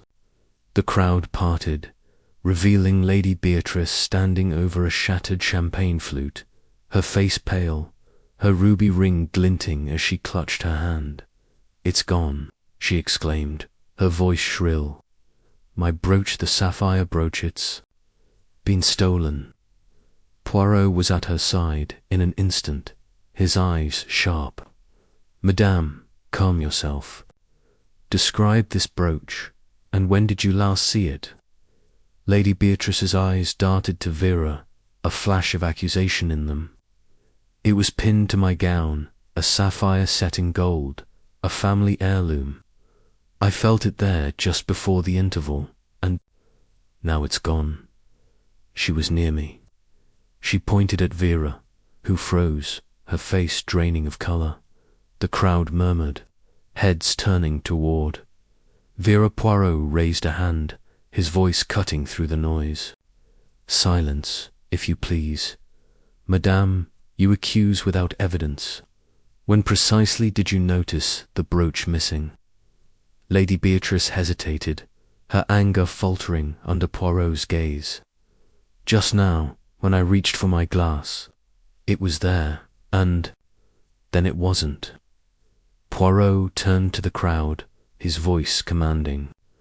"No one is to leave this foyer. Hastings, guard the entrance. Madame la Comtesse, stay close to me." Hastings hurried to the doors, his tall frame blocking the exit, while Vera moved to Poirot's side, her eyes wide with fear. Poirot knelt by the shattered glass, examining the floor with his magnifying glass. He found nothing, no trace of the brooch, no clue to its disappearance. But as he stood, he noticed a waiter slipping through the crowd, his movements too quick, too purposeful. Poirot followed, weaving through the guests with the agility of a much younger man. The waiter reached a side door, but Poirot was faster, seizing his arm. "Monsieur," he said, his voice low and dangerous, "you move with haste. What do you carry?" The waiter, a young man with a pinched face, stammered, "Nothing, sir. Just going to the kitchen." Poirot's hand darted to the man's pocket, pulling out a small velvet pouch.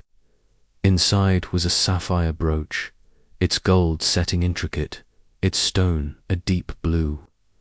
The crowd gasped, and Lady Beatrice pushed forward, her eyes blazing. "That's it, my brooch." Poirot held up the pouch, his expression unreadable. "This man will be questioned. But, madame, tell me, did you see the Countess near you at the moment of the theft?" Lady Beatrice hesitated, then shook her head. "No, not exactly, but she was in the crowd, and she's a known thief." Vera's voice trembled as she spoke. "I did not touch your brooch, Lady Beatrice, I swear it." Poirot's eyes narrowed. "Madame, accusations are not proof. This waiter, he will tell us more." He handed the man to a security guard who had appeared, summoned by the commotion. "Take him to a private room. I will speak with him shortly." As the crowd dispersed, the second act about to begin, Poirot led Vera and Hastings to a quiet corner. Hercule Poirot whispered, her voice breaking, "They all think I did it. Even now, they watch me." Poirot took her hand, his touch brief but steady. "Madame, trust in me. This theft, it is no coincidence. Someone wishes to deepen the suspicion against you." But Hercule Poirot sees through such games. Hastings returned, his face grim. "That waiter's not talking yet, but he's scared. Think he's part of something bigger." "Perhaps," Poirot said. "Or perhaps he is a pawn, like the brooch itself. We must return to our seats, but first I will speak with Sir Reginald and Langdon." They found Harcourt and Langdon in their box, both men visibly shaken by the incident. Harcourt's face was flushed with anger. "Another theft, Poirot. This is intolerable. First my egg, now Lady Beatrice's brooch. Your Countess is at the centre of it all." Poirot's voice was calm but edged with steel. "Sir Reginald, you leap to conclusions. The waiter had the brooch, not the Countess. And you, Monsieur Langdon, where were you during the interval?" Langdon's smile was strained. "Mingling, Mr. Poirot. I didn't see anything unusual, but I was near the bar when the commotion started." Poirot nodded, his eyes never leaving Langdon's face. "Bon, we will speak again." As they returned to their box, the lights dimmed, and the music swelled once more. Vera sat close to Poirot, her shoulder brushing his, her presence a distraction. He fought to ignore. The opera's themes of love and betrayal echoed in his mind, mirroring the case's complexities. The brooch's theft was a calculated move, designed to cast further doubt on Vera. But by whom? Lady Beatrice, to fuel her vendetta. Langdon, to divert attention. or someone else, hidden in the shadows. During the second act, Poirot's eyes remained on the auditorium, watching Harcourt, Langdon, and Lady Beatrice. He noted the way Langdon's hands fidgeted, the way Lady Beatrice's gaze flicked toward their box, the way Harcourt's jaw tightened during a particularly intense aria. Each gesture was a clue, each glance a potential revelation. As the act ended, Poirot rose, his mind made up. "Hastings, we will question the waiter now. Madame, remain here, and do not move." They found the waiter in a small office, guarded by the security officer. The man, whose name was Thomas, was young, barely 20, his face pale with fear. "I didn't mean no harm, sir," he stammered. "A man paid me to take the brooch, said it was a prank, nothing serious." Poirot's eyes narrowed. "This man, who was he? Describe him." Thomas swallowed. "Tall, dark hair, foreign accent Prussian, maybe. He gave me £10 and the pouch to hide it in." Poirot exchanged a glance with Hastings, Russian, like Petrovich. Hastings nodded. "Think he's back in London, Nan," Poirot said, "but someone wishes us to think so." "Thomas, this man, did he give a name?" "No, sir," Thomas said. "Just said to take the brooch and leave it in a bin outside. I was going to, I swear." Poirot dismissed the guard, instructing Thomas to remain in custody. As they returned to the auditorium, the gala drawing to a close, Poirot's mind raced. The brooch's theft was a distraction, a ploy to tighten the noose around Vera, but it had revealed something, a Russian connection, real or fabricated, that tied back to Petrovich and the egg. As the final notes of the opera faded, the audience erupted in applause, but Poirot was already moving, his thoughts a whirlwind of clues and suspicions. Vera joined them, her face pale but resolute. "Hercule," she said, "this is not just about the egg, is it?" "Nan, Madame," Poirot replied, his voice low. "It is about you. Someone wishes to destroy you, and I will not allow it." They left the opera house, the night air cold and sharp.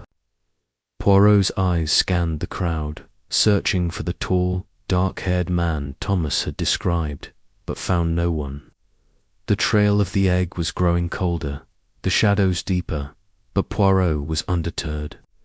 The gala had revealed new pieces of the puzzle, and he would fit them together, no matter the cost. Back at Whitehaven Mansions, Poirot sat at his desk, the rose box open before him. The flower was nearly spent, its petals falling, but its thorns remained sharp. He thought of Vera, of the opera's music, of the love and betrayal that wove through both. The case was a maze, but he would navigate it, for justice, for truth, and for the woman whose presence had rekindled a fire he had thought long extinguished.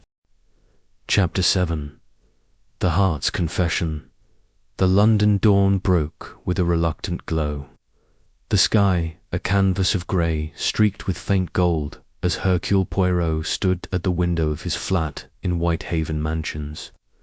The city stirred below, its streets slick, with the remnants of last night's rain, but Poirot's thoughts were far from the bustle of morning commuters.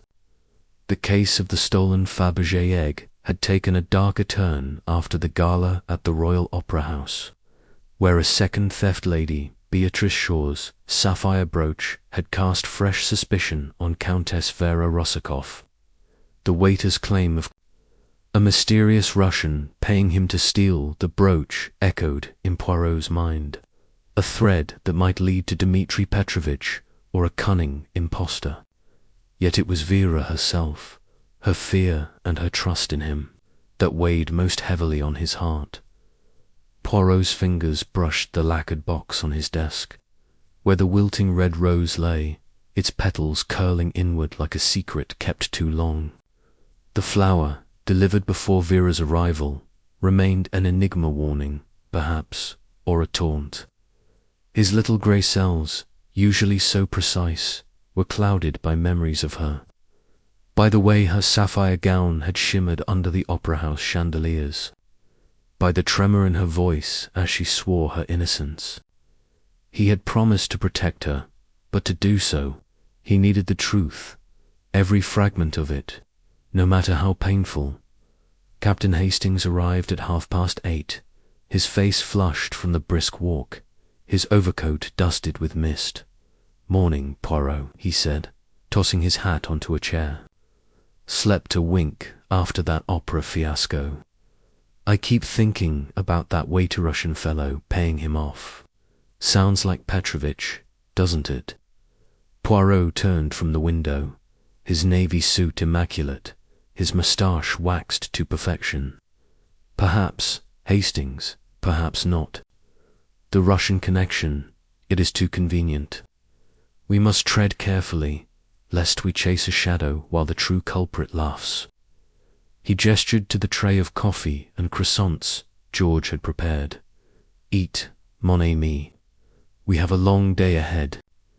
Hastings poured a cup of coffee, his enthusiasm undimmed. "What's the plan, then? Back to Harcourt's Manor, or off to Paris after Petrovich?" Poirot sat at his desk, opening the folder containing his notes. Vera's letter, the threatening note, and the Interpol report on Jacques Moreau. "First, we visit the Countess. There are questions she must answer, questions I have delayed too long. Then we pursue the waiter's story. Thomas, was it not? He may know more than he has said. And yes, Paris looms, but we must exhaust London's secrets before we cross the Channel." They finished breakfast quickly, Poirot's appetite slight, his mind already racing through the day's tasks. The taxi ride to Vera's flat in Kensington was quiet. Poirot staring out at the passing streets, Hastings scribbling in his notebook. The modest building, with its neat brick facade and small garden, seemed an unlikely refuge for a woman of Vera's flamboyant past. But it spoke of her desire for a new beginning, the desire now threatened by accusation and danger. Vera greeted them at the door, her face pale, her auburn hair pinned loosely, a few strands framing her tired eyes. She wore a simple grey dress, its elegance subdued, and Poirot felt a pang at the sight of her fragility. "Hercule," she said, her voice soft but strained. "You come early, is there news?" Poirot bowed, his eyes searching hers. "Madame, there is always news, but it is clarity we seek. May we speak inside?" The sitting room was, as he remembered, small, tasteful, with a samovar on a side table and an icon on the wall.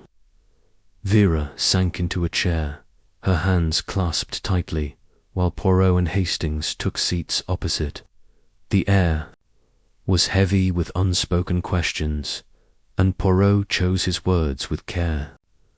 "Madame," he began, his voice calm but firm, "last night's theft at the opera has deepened the suspicion against you.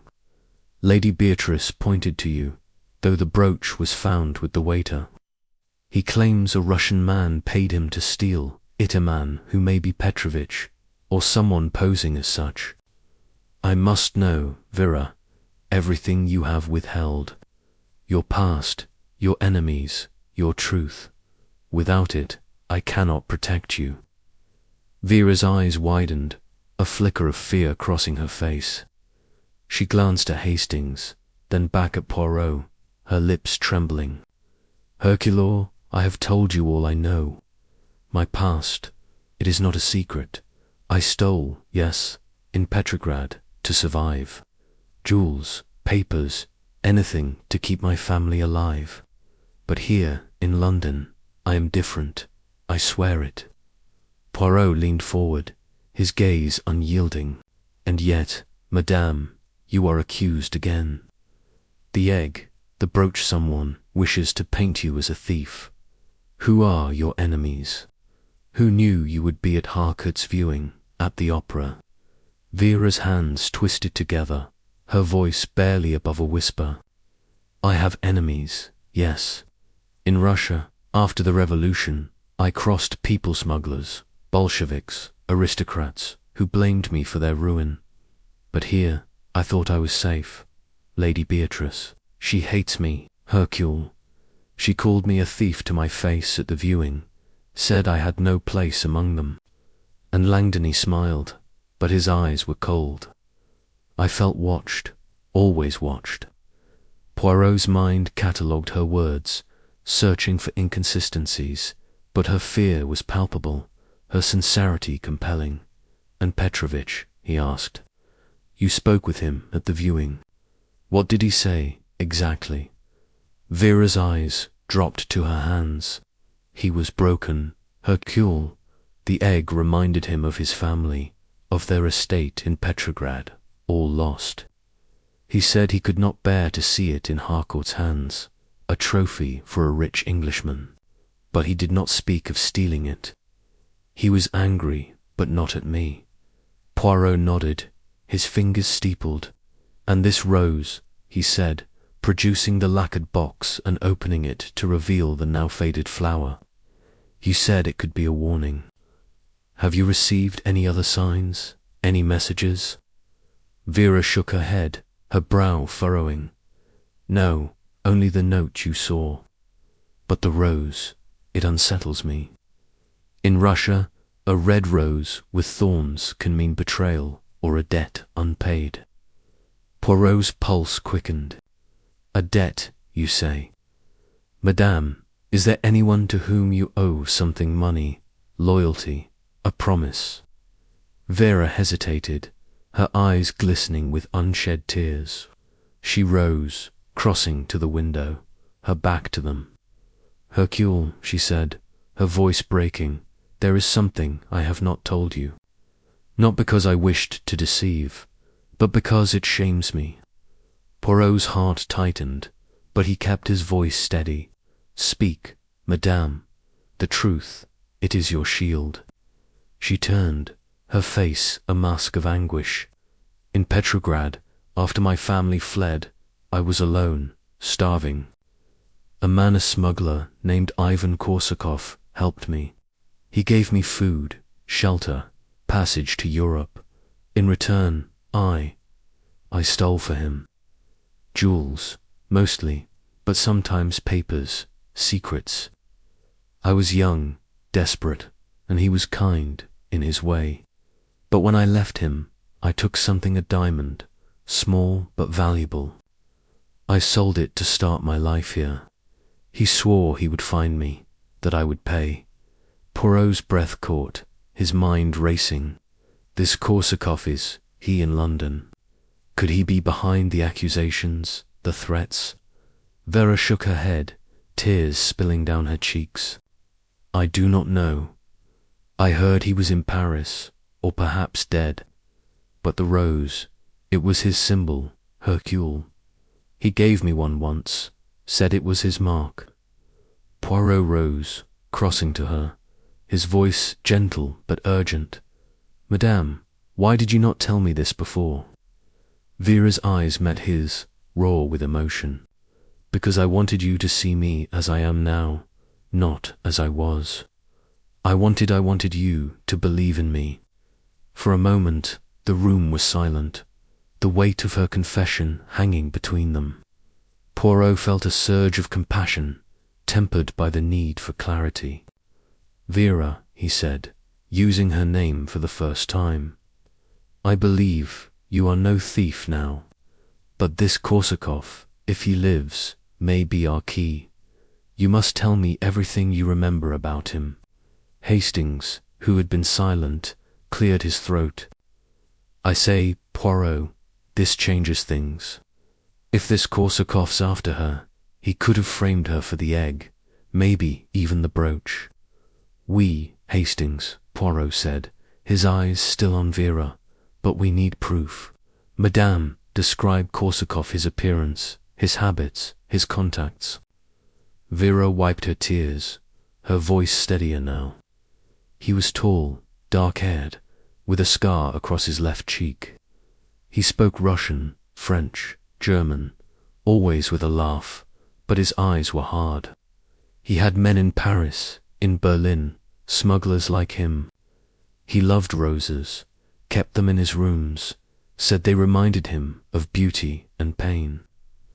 Poirot's mind flashed to the waiter's description at the opera, tall, dark-haired man with a Russian accent. Could it be Korsakov, or someone sent by him? He filed the thought away, turning to Vera. Madame, you are brave to speak this truth. Now you must stay here, safe. Do not leave unless I am with you. I will find this Korsakov, if he exists, and I will clear your name.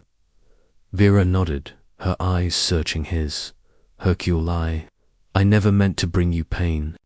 When I wrote to you, I hoped only for your help, but now I feel more than I should. Poirot's heart lurched, but he stepped back, his expression composed. Madame, the heart speaks, but the mind must guide. Rest now, we will return. As they left the flat, Hastings glanced at Poirot, his brow furrowed. She's in deep, isn't she? That Korsakov sounds like bad news. Indeed, Hastings, Poirot said, hailing a taxi. But her confession, it is a light in the darkness. We must now question the waiter again, and we must contact Giraud in Paris, Korsakov, Petrovich, Moreau. These names, weave a web, and we will untangle it. Their next stop was Scotland Yard, where Chief Inspector Japp had detained Thomas, the waiter from the opera. Japp greeted them in his cluttered office, his face lined with fatigue. Poirot, you're stirring up a hornet's nest with this case, he said, tossing a file onto his desk. That waiter's sticking to his story, Russian chap. Thomas was brought to an interrogation room, his face pale, his hands trembling. I told you everything, sir, he said, his eyes darting between Poirot and Japp. The man gave me the money, told me to take the brooch, leave it in a bin. I didn't know it was real trouble. Poirot's gaze was piercing. This man, Thomas, did he have a scar? On his cheek, perhaps? Thomas frowned, thinking, I don't know, sir. It was dark, and he wore a hat, pulled low. But he had a laugh, sharp-like, when he gave me the money. Poirot's pulse quickened. Korsakov's laugh, as Vera had described it, and his voice, any words, any phrases you recall. Thomas shook his head. Just said it was a prank, that the lady wouldn't miss it. He spoke fast, like he was in a hurry. Poirot nodded, dismissing the boy. As they left Scotland Yard, Hastings said, Sounds like Korsakov, doesn't it?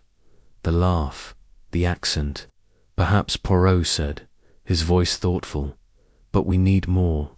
Giraud will help us in Paris, and we must speak with Langdon and Lady Beatrice again. Their roles in this, they are not yet clear. Back at Whitehaven Mansions, Poirot telephoned Inspector Giraud, catching him at the street. Giraud Monview, Poirot said, his tone cordial despite their past rivalries. I need your assistance. A Russian, Dmitri Petrovich, may be in Paris, possibly with a smuggler named Jacques Moreau, and another named Vinner Korsakov, a smuggler with a scar on his cheek. Can you find them? Giraud's voice was gruff but cooperative. Moreau, Korsakov will check. Moreau's known to us, slimy as they come. Korsakov's a ghost, though if he's alive, he's deep underground. I'll wire you tomorrow. Poirot hung up, his mind turning to the suspects still in London. He arranged to meet Victor Langdon at his gallery in Mayfair, hoping to press him on his role in acquiring the egg. Langdon greeted them with his usual sharp smile, his gallery a maze of paintings and sculptures, each priced beyond imagination. "Mr. Poirot," Langdon said, leading them to a small office. "I heard about the opera. Nasty business, that brooch. Your countess seems to attract trouble." Poirot's eyes narrowed. "Monsieur Langdon, let us speak of the egg. You arranged its purchase for Sir Reginald through an anonymous seller in Vienna. Who was this seller?" Langdon's smile faltered. "A private client, Mr. Poirot. These deals are confidential. I can't give you a name." Poirot leaned forward, his voice low. "And if I were to suggest this seller was connected to Korsakov or Petrovich, what then?" Langdon's face paled, his hands fidgeting. "I don't know any Korsakov. Petrovich was at the viewing, but he had no part in the sale. You're fishing, Poirot." "Perhaps," Poirot said, rising. "But fish, they are caught in time. We will speak again." As they left the gallery, Hastings muttered, "He's hiding something, isn't he? That twitch when you mentioned Korsakov." "We, Hastings," Poirot said. "Langdon knows more than he says. And Lady Beatrice, her ring, her hatred of Vera, we must see her tomorrow." That evening, Poirot returned to Vera's flat, alone, his heart heavy with her confession. She was waiting, her face softer now, her eyes searching his. "Hercule," she said, "have you found him, Korsakov?" "Not yet, madame," Poirot said, taking a seat. "But we are close. Giraud searches in Paris, and we press Langdon. Lady Beatrice, you were brave today to speak of your past. It helps us." Vera's lips trembled. "Hercule, I meant what I said, about feeling more. In Petrograd, in Paris, in London you were always there, in my heart. I ran from you, from what I felt, because I was not worthy." Poirot's breath caught, his composure wavering. "Vera, the heart, it is a fragile thing. But now we must focus on the truth. Korsakov, the egg, the rose, they are the path too. Your freedom," she nodded, tears in her eyes. "I trust you, Hercule, always." As Poirot left, the night air cold against his face, he felt the weight of her words, her trust, her love. The case was a storm, but he would weather it. For Vera, for justice, and for the confession that had bared both their hearts. Chapter 8. The hidden clue. The London morning was cloaked in a thin, silver mist, the kind that clung to the cobblestones and blurred the edges of the city's grand facades. Hercule Poirot stood at his desk in Whitehaven Mansions, his fingers tracing the outline of the lacquered box that held the wilting red rose, its thorns still sharp despite its fading beauty. The case of the stolen Fabergé egg had grown into a labyrinth of motives and shadows, each revelation Vera's confession. About Ivan Korsakov, the waiter's tale of a mysterious Russian, the scratches on the glass case adding layers to the mystery. Yet it was the letter from Countess Vera Rossakov, now tucked safely in his folder, that held his attention today. Something about its words, its tone, had nagged at him since he first read it, and he was determined to uncover why Captain Hastings burst into the flat, his overcoat damp from the mist, his face alight with his usual enthusiasm. "Morning, Poirot," he called, tossing his hat onto a chair. "Jap's got news from Interpulses. Giraud's tracked down a lead on Petrovich in Paris. Shall we head to Scotland Yard?" Poirot turned, his navy suit pristine, his moustache waxed to perfection. "In due time, mon ami," he said, his voice calm but edged with purpose. "First, We must revisit the letter from the Countess. There is something in it, a clue, perhaps, that we have overlooked. Sit, Hastings, and let us examine it together. Hastings raised an eyebrow, but complied, settling into an armchair as Poirot opened the folder and withdrew the cream-coloured paper. The letter, with its bold, sweeping handwriting, lay before them, its words both a plea and a puzzle. My dearest Hercule, I write to you now not as the woman you once knew, but as one in desperate need of your genius. I am in London, and I am in peril.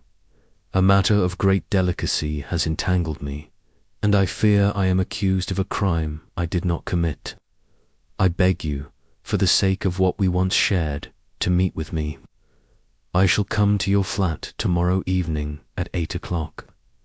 Do not turn me away, I implore you. My heart trusts in your little grey cells, as it once trusted in your kindness. Yours. Ever, Poirot's eyes scanned the lines, his fingers tapping lightly on the desk. Hastings, he said, read it aloud, if you please. Sometimes the ear catches what the eye misses. Hastings took the letter, clearing his throat. As he read, his voice steady but curious, Poirot leaned back, his eyes half closed, his mind a whirl of connections. The words flowed: peril, delicacy, crime. I did not commit Dan then. A phrase struck him like a bell. A matter of great delicacy. It was an odd choice, formal, almost coded. Not the language of Vera's usual fiery passion. Stop, Poirot said, raising a hand. This phrase, matter of great delicacy. It is not natural for the Countess. She is direct, bold, even in distress. Why this restraint? Hastings frowned, setting the letter down. You think it's a code? Something hidden in the words? Poirot's eyes gleamed. Perhaps, Hastings, or perhaps it is a clue to her state of mind, or the hand of another. Let us examine the letter itself, the paper, the ink, the writing. He lifted the sheet, holding it to the light. The paper was thick, expensive, with a faint watermarker stylized rose, barely visible. Poirot's pulse quickened. Regarders, Hastings. The watermarker rose, like the one in the box. This is no coincidence. Hastings leaned forward, squinting. Good Lord, you're right. Think it's from the same source. Korsakoff, maybe? Poirot nodded, his mind racing. It is possible. The rose, the letter, the threat, they are linked. But how? He turned the paper over, examining the back, then held it closer, noticing a faint irregularity in the ink of the signature. Using a small magnifying glass from his desk, he studied the word Vera. The letters were bold, but the E was slightly smudged, as if the pen had hesitated, or another hand had touched it. Hastings, he said, his voice low, fetch me a pencil and paper. We will test a theory. Hastings complied, and Poirot lightly rubbed the pencil's graphite over the letter's surface, revealing faint impressions, letters, numbers, pressed into the paper as if written on another sheet placed atop it. The impressions were faint, but legible. Moreau, Quai de l'Eternel, 7 p.m. Poirot's breath caught. Jacques Moreau, the Parisian black market dealer, and an address on the Seine. The letter had been written on a pad that held secrets. Vera had not intended to share, or perhaps did not know. This, Poirot said, holding up the paper, is the hidden clue. The Countess. She wrote her letter, but someone used the same pad before her. Someone who wrote tomorrow. This connects the egg to Paris, to Petrovich, and perhaps to Korsakoff. Hastings whistled. Blimey, Poirot, you've done it again. So, we're off to Paris then. Poirot's smile was tight. Soon, Hastings. But first, we must confront the Countess with this.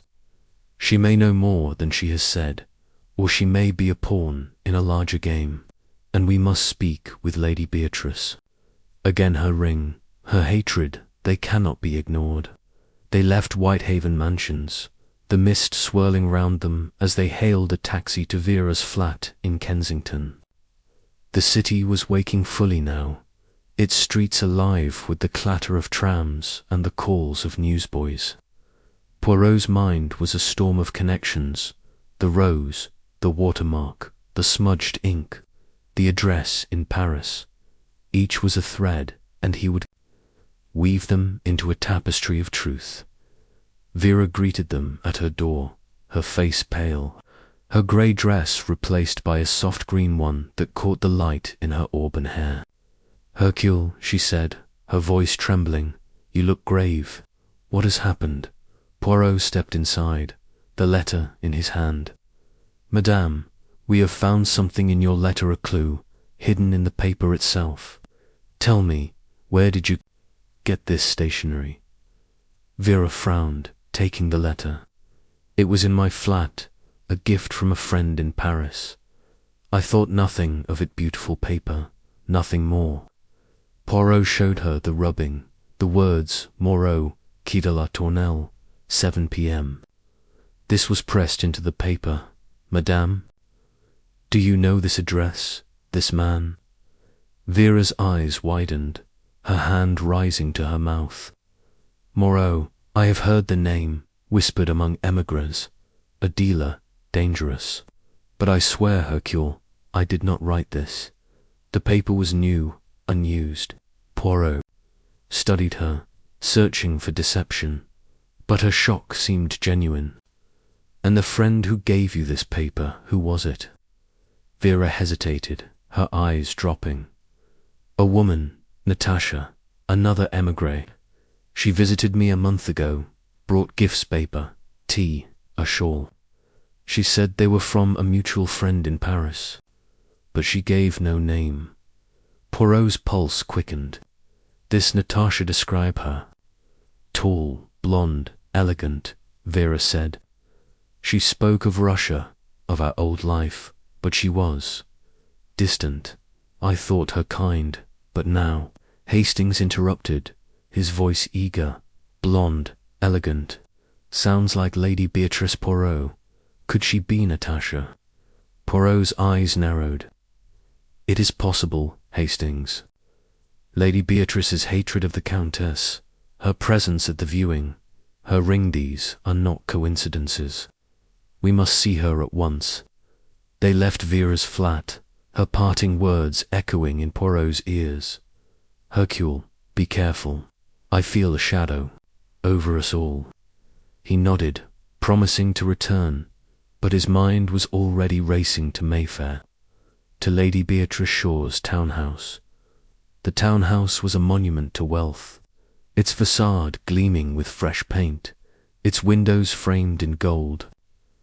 Lady Beatrice received them in her drawing-room, her blonde hair swept up, her ruby ring glinting as she gestured to a sofa.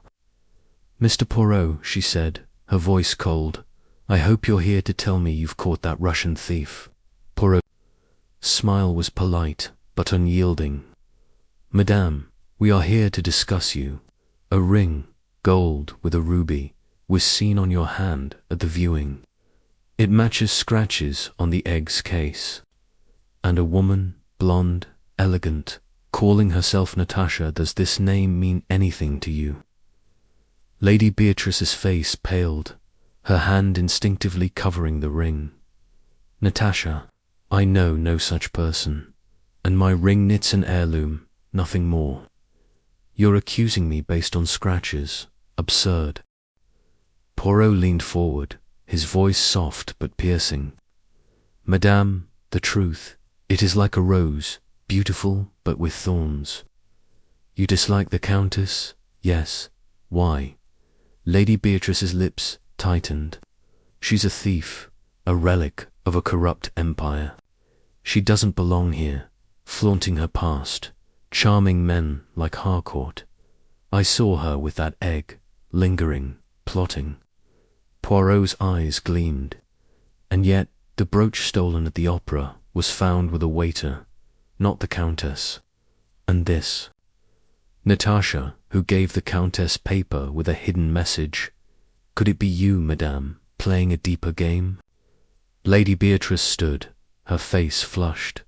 This is outrageous. I won't be interrogated in my own home. Leave, Mr. Poirot. Poirot rose, bowing slightly. We will go, madame. But the truth, it does not hide forever. As they left, Hastings muttered, She's hiding something, Poirot. That reaction she's in this up to her neck. Perhaps, Poirot said, hailing a taxi. But we need proof. The letter, the rose, the scratches, they point to a conspiracy, and Lady Beatrice is but one player. Their next stop was Scotland Yard, where Jap awaited with news from Giroux. Your Petrovich was spotted in Paris, Jap said, tossing a telegram onto his desk. Quai de la Tournelle, near Moreau's shop.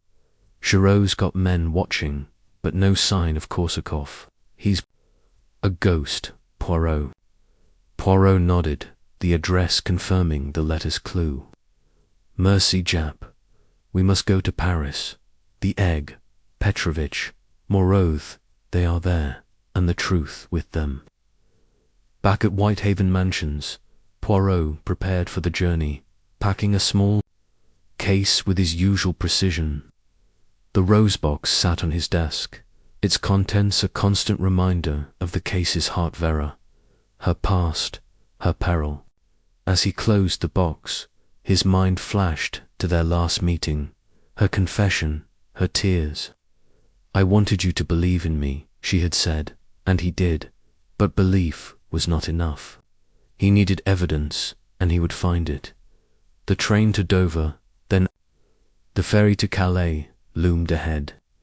Poirot's heart was heavy, but his resolve was iron. The hidden clue had opened a door, and he would step through it. For Vera, for justice, and for the truth that lay buried in the shadows of the past. Chapter 9. Danger at the Docks. The London docks were a labyrinth of shadows and steel, where the Thames churned with a restless, oily sheen under the dim glow of gaslights. The air was thick with the tang of salt, tar, and coal, mingled with the distant cries of gulls and the creak of ships moored against weathered piers. Hercule Poirot stood at the edge of a wharf, his charcoal overcoat buttoned tightly against the biting wind, his patent leather shoes incongruous on the gritty planks.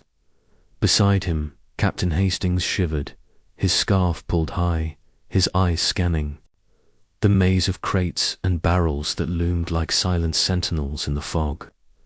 It was late afternoon, the sky a bruised purple, and the docks felt alive with secrets. A fitting stage for the next act in the drama of the stolen Fabergé egg. Poirot's mind was a whirl of connections, each clue a thread in the tapestry of the case. The hidden message in Vera Rosakov's Letter Moreau, Quai de la Tournelle, 7 p.m., had pointed them to Paris. To the black market dealer, Jacques Moreau, and the fugitive Dmitri Petrovich. But before crossing the Channel, Poirot needed to confirm. A lead from the Russian emigre club in Soho, a dock worker named Mikhail, rumoured to have seen Petrovich the night he fled London. The docks, with their transient crowds and shadowy corners, were a smuggler's paradise. And Poirot suspected they held answers to Petrovich's sudden departure, and perhaps to the mysterious Ivan Korsakov, whose name had surfaced in Vera's confession. Hastings, Poirot said, his voice low but clear above the lapping waves. Stay close. The docks are no place for carelessness. We seek a man named Mikhail, a loader at Pier 7. He may know where Petrovich went, or with whom. Hastings nodded. his hand instinctively brushing the pocket where he kept a small revolver, a precaution Poirot had reluctantly approved. "Righto, Poirot, but this place gives me the creeps. All these shadows feels like we're being watched." Poirot's eyes gleamed in the half-light. "Perhaps we are, mon ami. But Hercule Poirot does not fear shadows. He illuminates them." They moved deeper into the docks, navigating narrow alleys between stacks of crates, their footsteps muffled by the damp wood. The fog thickened, curling around them like a living thing, and the sounds of the river creaking ropes. Distant shouts seemed to echo from all directions. Poirot's senses were on edge, his little grey cells alert to every detail: the glint of a lantern, the scuff of a boot, the faint scent of tobacco lingering in the air. They reached Pier 7, a bustling hub where workers hauled cargo under the glare of foremen. Poirot approached a burly man in a flat cap, his hands calloused from years of labour. "Monsieur Poirot," said, his accent precise, "I seek Michael, a loader. It is a matter of urgency." The man squinted, wiping sweat from his brow. "Michael, Russian bloke. He's over by the warehouse, unloading a shipment. Look for the red scarf." Poirot thanked him with a nod, leading Hastings toward a low, weathered building at the pier's end. The warehouse loomed in the fog, its windows dark, its doors ajar. Inside, the air was heavy with the scent of damp wood and oil, and the clatter of crates being moved echoed in the cavernous space. A man with a red scarf stood near a stack of barrels, his back to them, his movements quick and purposeful. "Monsieur Michael," Poirot called, his voice cutting through the noise. The man turned, his face weathered, his eyes narrowing. He was broad-shouldered, with a scar across his knuckles, and his accent was thick with the cadence of St. Petersburg. "Who's asking?" he said, his tone wary. Poirot stepped forward, his posture impeccable despite the gritty "I am Hercule Poirot, and this is Captain Hastings. We seek information about Dmitri Petrovich, seen here the night he left London." "You spoke with him, Nan?" Michael's eyes darted to the shadows, his hand tightening on a crowbar. "Don't know, no, Petrovich. You've got the wrong man." Poirot's smile was thin, his eyes unyielding. "Monsieur, the truth is a heavy burden, but lies are heavier still. Petrovich was here, booking passage to Calais. You saw him, spoke with him. What did he say?" Michael hesitated, his gaze flickering to Hastings, then back to Poirot. "All right," he said at last, lowering his voice. "He was here, late, 2 weeks back. Looked scared, kept checking over his shoulder. Said he needed a boat to France. Quick, paid double for no questions. Mentioned a man in Paris Moro, I think. Said he had something valuable, didn't say what." Poirot's pulse quickened. And this something, was it small, perhaps, the size of an egg? Michael shrugged, his eyes guarded, didn't see nothing. He had a bag, small, clutched it tight. That's all I know.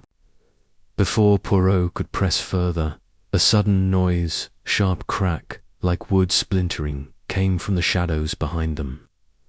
Hastings spun, his hand on his revolver, but Poirot raised a hand, his senses alert. "Monsieur Michael," he said, his voice low, "who else is here?" Michael's face paled, his eyes darting to a stack of crates. "No one," he stammered, but his voice betrayed fear. Poirot's instincts screamed danger. He gestured to Hastings, and they moved cautiously toward the crates, their footsteps silent. The fog had seeped into the warehouse, curling around the stacks, and the air felt charged, as if the shadows themselves were watching. As they rounded a corner, a figure lunged from the darkness, a man, tall and broad, his face obscured by a scarf, a knife gleaming in his hand. Hastings shouted, drawing his revolver, but Poirot was faster, sidestepping the attack with surprising agility. The assailant's knife slashed through the air, missing Poirot by inches, and struck a crate, splintering the wood. Poirot seized a nearby rope, yanking it to topple a stack of barrels, which crashed down, forcing the man to stumble back. "Run, Hastings!" Poirot barked, pulling his friend toward the warehouse door. They sprinted into the fog, the sound of footsteps pounding behind them. The docks were a maze, but Poirot's mind was a map, guiding them through alleys and past moored ships.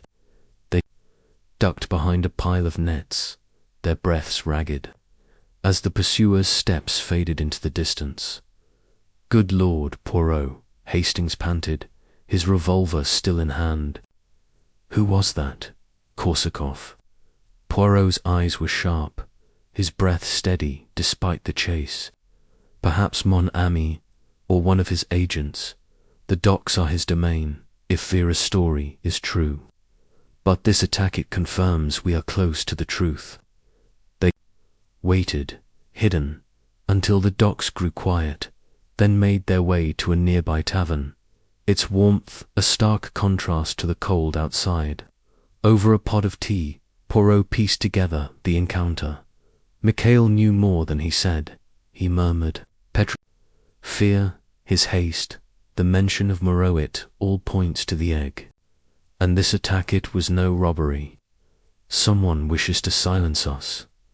Hastings sipped his tea, his face grim. "Think Mikhail's in on it.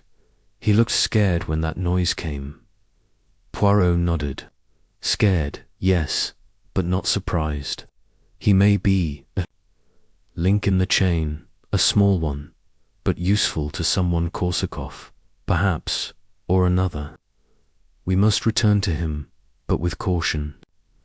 They finished their tea and hailed a taxi back to Whitehaven Mansions, the fog now a thick curtain over the city. Poirot's mind churned, the attack a new piece in the puzzle. The hidden clue in Vera's letter had led them here, to the docks, to danger, but it had also confirmed Petrovich's flight to Paris, his connection to Moreau, and the possibility of Korsakoff's involvement. Back at the flat, Poirot sat at his desk, the lacquered box open before him. The rose was nearly gone, its petals scattered, but its thorns remained, a reminder of the case's sharp edges. He opened his folder, reviewing the notes, the scratches on the glass case, Lady Beatrice's ruby ring, the waiter's tale of a Russian, Vera's confession about Korsakoff, and now the attack at the docks. Each was a thread, but the pattern was still unclear. He telephoned Chief Inspector Japp, recounting the incident. "Japp, mon ami," he said, "we were attacked at the docks, seeking a man who saw a tall man, with a knife, possibly Russian. Can you send men to Pier 7 to watch for this, Mikhail?" Japp's voice was gruff. "Blimey, Poirot, you're stirring up trouble. I'll send a constable, but the docks are a mess hard to pin anyone down." "Got anything on this Korsakoff yet?" "None," Poirot said, "but Giraud searches in Paris. The trail leads there, to Moreau and Petrovich. We will follow tomorrow." Hanging up, Poirot turned to Hastings, who was nursing a brandy by the fire. "Hastings, we must prepare for Paris. The egg is there, I am certain, and with it, the truth about Korsakoff, Petrovich, and perhaps Lady Beatrice." Hastings nodded, his face set. "Right, Poirot, but after that attack, we'd better watch our backs. Someone doesn't want us getting too close." Poirot's smile was grim. "Let them try, mon ami. Hercule Poirot does not retreat." As night fell, Poirot stood by the window. the city's lights blurred by the fog. He thought of Vera, her confession, her fear, her trust. The attack at the docks had been a warning, but it had only strengthened his resolve. The case was a storm, but he would navigate it, for Vera, for justice, and for the hidden clue that had set them on this perilous path. Chapter 10. Shadows across the channel. The Dover dawn broke with a reluctant shimmer. The sea, a restless expanse of grey under a sky heavy with clouds. Hercule Poirot stood on the deck of the ferry to Calais, his charcoal overcoat buttoned against the sharp wind, his hat tilted to shield his eyes from the spray. Beside him, Captain Hastings leaned against the railing, his scarf fluttering, his face a mix of excitement and unease. The journey to Paris was a bold step in the pursuit of the stolen Fabergé egg, driven by the hidden clue in Countess Vera. Rossakoff's letter Moreau, Quai de la Tournelle. 7 p.m. The mounting evidence pointing to Dmitri Petrovich, Jack Moreau, and the shadowy Ivan Korsakoff. The attack at the London docks had sharpened Poirot's resolve, but it had also deepened the sense of danger that clung to the case like the mist now swirling around the ship. Poirot's mind was a whirl of details. The scratches on the glass. Case at Sir Reginald Harcourt's manor. Lady Beatrice Shaw's ruby ring. The waiter's tale of a Russian at the opera. Vera's confession about Korsakoff. And the dockworker Mikhail's account of Petrovich's frantic departure. The rose, in its lacquered box, now left safely at Whitehaven Mansions, remained a haunting enigma symbol, perhaps, of love, betrayal, or warning. Each clue was a thread, and Paris, with its labyrinthine streets and hidden underworld, promised to weave them into a pattern. Hastings, Poirot said, his voice cutting through the wind. We enter a new stage of the drama. Paris is a city of secrets, and Moreau, he is a man who trades in them. We must be vigilant, for the hand that struck at the docks may strike again. Hastings nodded, his hand brushing the pocket where his revolver rested. Right, Poirot, but I can't help feeling we're walking into a trap. Petrovich, Moreau, Korsakoff, they're all tied together, aren't they? Poirot's eyes gleamed. Oui, mon ami, a web, and we must find its center. The egg is the prize, but the motive it is personal. The Countess, she is the key, whether she knows it or not. The ferry docked in Calais under a drizzle that turned the port into a blur of slick cobblestones and bustling porters. Poirot and Hastings caught a train to Paris, the journey a blur of green fields and grey villages. Poirot sat by the window, his notebook open, jotting down thoughts. Petrovich fled to Paris, seen with small bag, mentioned Moreau, Korsakoff's guard smuggler, rose symbol, Vera's debt, Lady Beatrice ruby ring, hatred of Vera, possible Natasha, Moreau black market dealer, Quai de la Tournelle. Each name, each fact, was a piece of the puzzle, but the picture remained incomplete. They arrived at Gare du Nord in the late afternoon. The station, a cacophony of steam whistles and shouted French. Inspector Giraud, Poirot's reluctant ally, at the screet, awaited them on the platform, his lean frame clad in a grey suit, his expression a mix of irritation and curiosity. Poirot, he said, shaking hands brusquely, you drag me into another of your melodramas. Petrovich is in Paris, or was spotted near the Seine 2 days ago. Moreau's shop is under watch, but he's slippery. As for this Korsakoff, we've nothing solid. A name, a rumour, nothing more. Poirot bowed, his smile polite but sharp. Merci, Giraud. Your assistance, it is invaluable, despite your protests. Take us to the Quai de la Tournelle. We must see Moreau's shop, and perhaps catch Petrovich unawares. Giraud led them to a black citroen, and they drove through Paris, the city's elegance undimmed by the rain. The Seine glittered under the gaslights, its bridges arching like the spines of ancient books. The Quai de la Tournelle was a narrow street lined with antiquarian shops and cafes, their windows glowing warmly in the dusk. Moreau's shop, Antiquaires de la Seine, was a discreet establishment, its facade unassuming, its windows filled with curious porcelain vases, gilded clocks, a jade statuette. But Poirot's eyes were drawn to the shadows, to the alley beside the shop where a figure might lurk.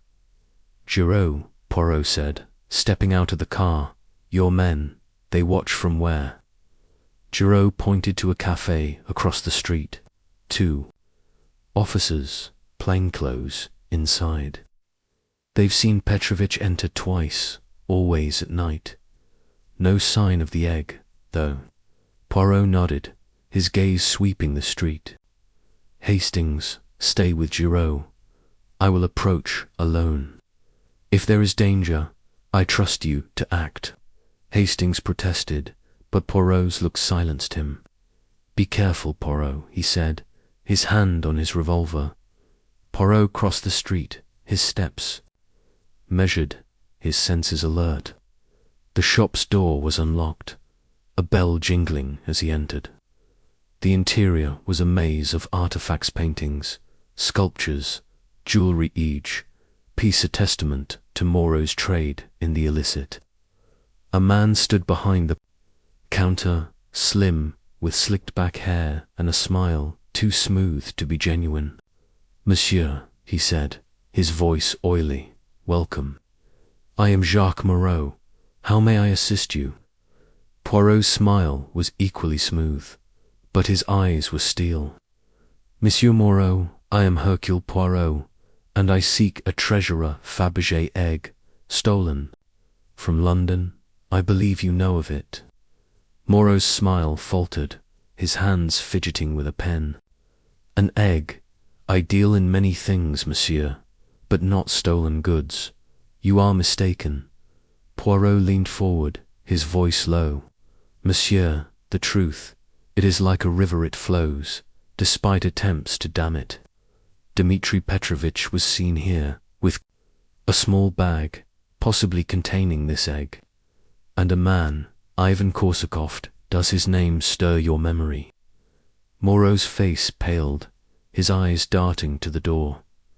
"I know no Korsakov Petrovich. A customer, perhaps, but I don't recall." A sudden crash from the back of the shop cut him off. Poirot spun, his hand on his cane, which concealed a slender blade, a precaution he rarely used. "Monsieur Moreau," he said, his voice sharp, "what is that?" Moreau stammered, "Nephina crate, perhaps," but Poirot was already moving, slipping through a curtain into a dimly lit storeroom. Crates and boxes lined the walls, their contents hidden. But a figure stood in the shadows, a man, tall, dark-haired, with a scar across his cheek. Poirot's heart raced. "Korsakov," he called, his voice steady despite the danger. The man turned, his eyes wild, and lunged, a knife gleaming in his hand. Poirot dodged, his cane striking the man's wrist, sending the knife clattering. The man roared, charging again, but footsteps pounded behind Poirot. Hastings and Giraud, bursting through the curtain. Hastings tackled the man, pinning him to the floor, while Giraud drew his pistol. "Enough," Giraud barked, cuffing the man's hands. "Who are you?" The man spat, his accent thickly Russian. "I am no one. You have nothing on me." Poirot knelt, his eyes locked on the man's face. The scar, the laugh Vera had described it, was Korsakov, or a close facsimile. "Monsieur Poirot said, you are Ivan Korsakov, and you are connected to a stolen egg, to Vera Rossakov, to a debt unpaid. Speak, or the screed will make you." Korsakov's eyes narrowed, but he said nothing. Giraud hauled him to his feet, dragging him to the car. Moreau, trembling behind the counter, protested his innocence, but Poirot silenced him with a look. "Monsieur Moreau, you will close your shop and accompany us. The egg, it is here, Nan." Moreau shook his head, but his eyes betrayed fear. Giraud's men searched the storeroom, finding nothing at first. But Poirot's gaze fell on a small safe, half hidden behind a tapestry. "Open it," he ordered. Moreau hesitated, then complied, his hands shaking as he turned the dial. Inside was a velvet-lined case, and within it the Fabergé eggold and enamel, its rose trellis design gleaming in the dim light. Hastings gasped, but Poirot's face remained impassive. "The rose trellis egg," he said. "And yet the puzzle is not complete." "Where is Petrovich?" Moreau stammered. "I don't know. He brought it to me, said to hold it, nothing more." Giraud's men took Moreau into custody, and the egg was secured as evidence. But as they left the shop, Poirot's mind was troubled. Korsakov's presence confirmed Vera's fears, but Petrovich's absence was a gap in the narrative, and the Rosit's connection to Korsakov, to the letters, watermarks, gestured a deeper motive.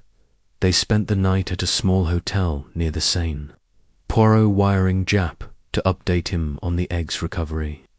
Giraud interrogated Korsakov, but the man remained silent, his laugh the only response to questions. By morning, Giraud had a new lead. Petrovich had been seen at a boarding house in Montmartre, alone, his demeanor frantic. Poirot and Hastings, with Giraud, arrived at the boarding house, a crumbling building with peeling paint and creaking stairs. The landlady, a stout woman with sharp eyes, confirmed Petrovich's presence. "He's in room 12, she said. "Keeps to himself, always looking out the window." They climbed the stairs, Giraud's pistol drawn, and knocked on the door. A voice, weary and accented, called, "Who is it?" "Monsieur Petrovich," Poirot said. "It is Hercule Poirot. Open the door. We have much to discuss." The door opened slowly, revealing a man in his 40s, his face haggard, his eyes haunted. "Poirot," he said, stepping back. "I knew you would come." The room was sparse, a single bed and a table littered with papers. Petrovich sank into a chair, his hands trembling. "I did not steal the egg," he said, his voice low. "I took it, yes, but not for greed. It was a piece of my home, my Russia. Harcourt had no right to it." Poirot's eyes narrowed. "And yet you gave it to Moreau." Why Petrovich's gaze dropped. "I was afraid. Korsakov he found me, threatened me, said I owed him from the old days in Petrograd. He wanted the egg, said it would settle a debt. I gave it to Moreau to hold, to keep it from Korsakov." Poirot leaned forward, his voice soft but piercing. "And Vera did. You know of her debt to Korsakov?"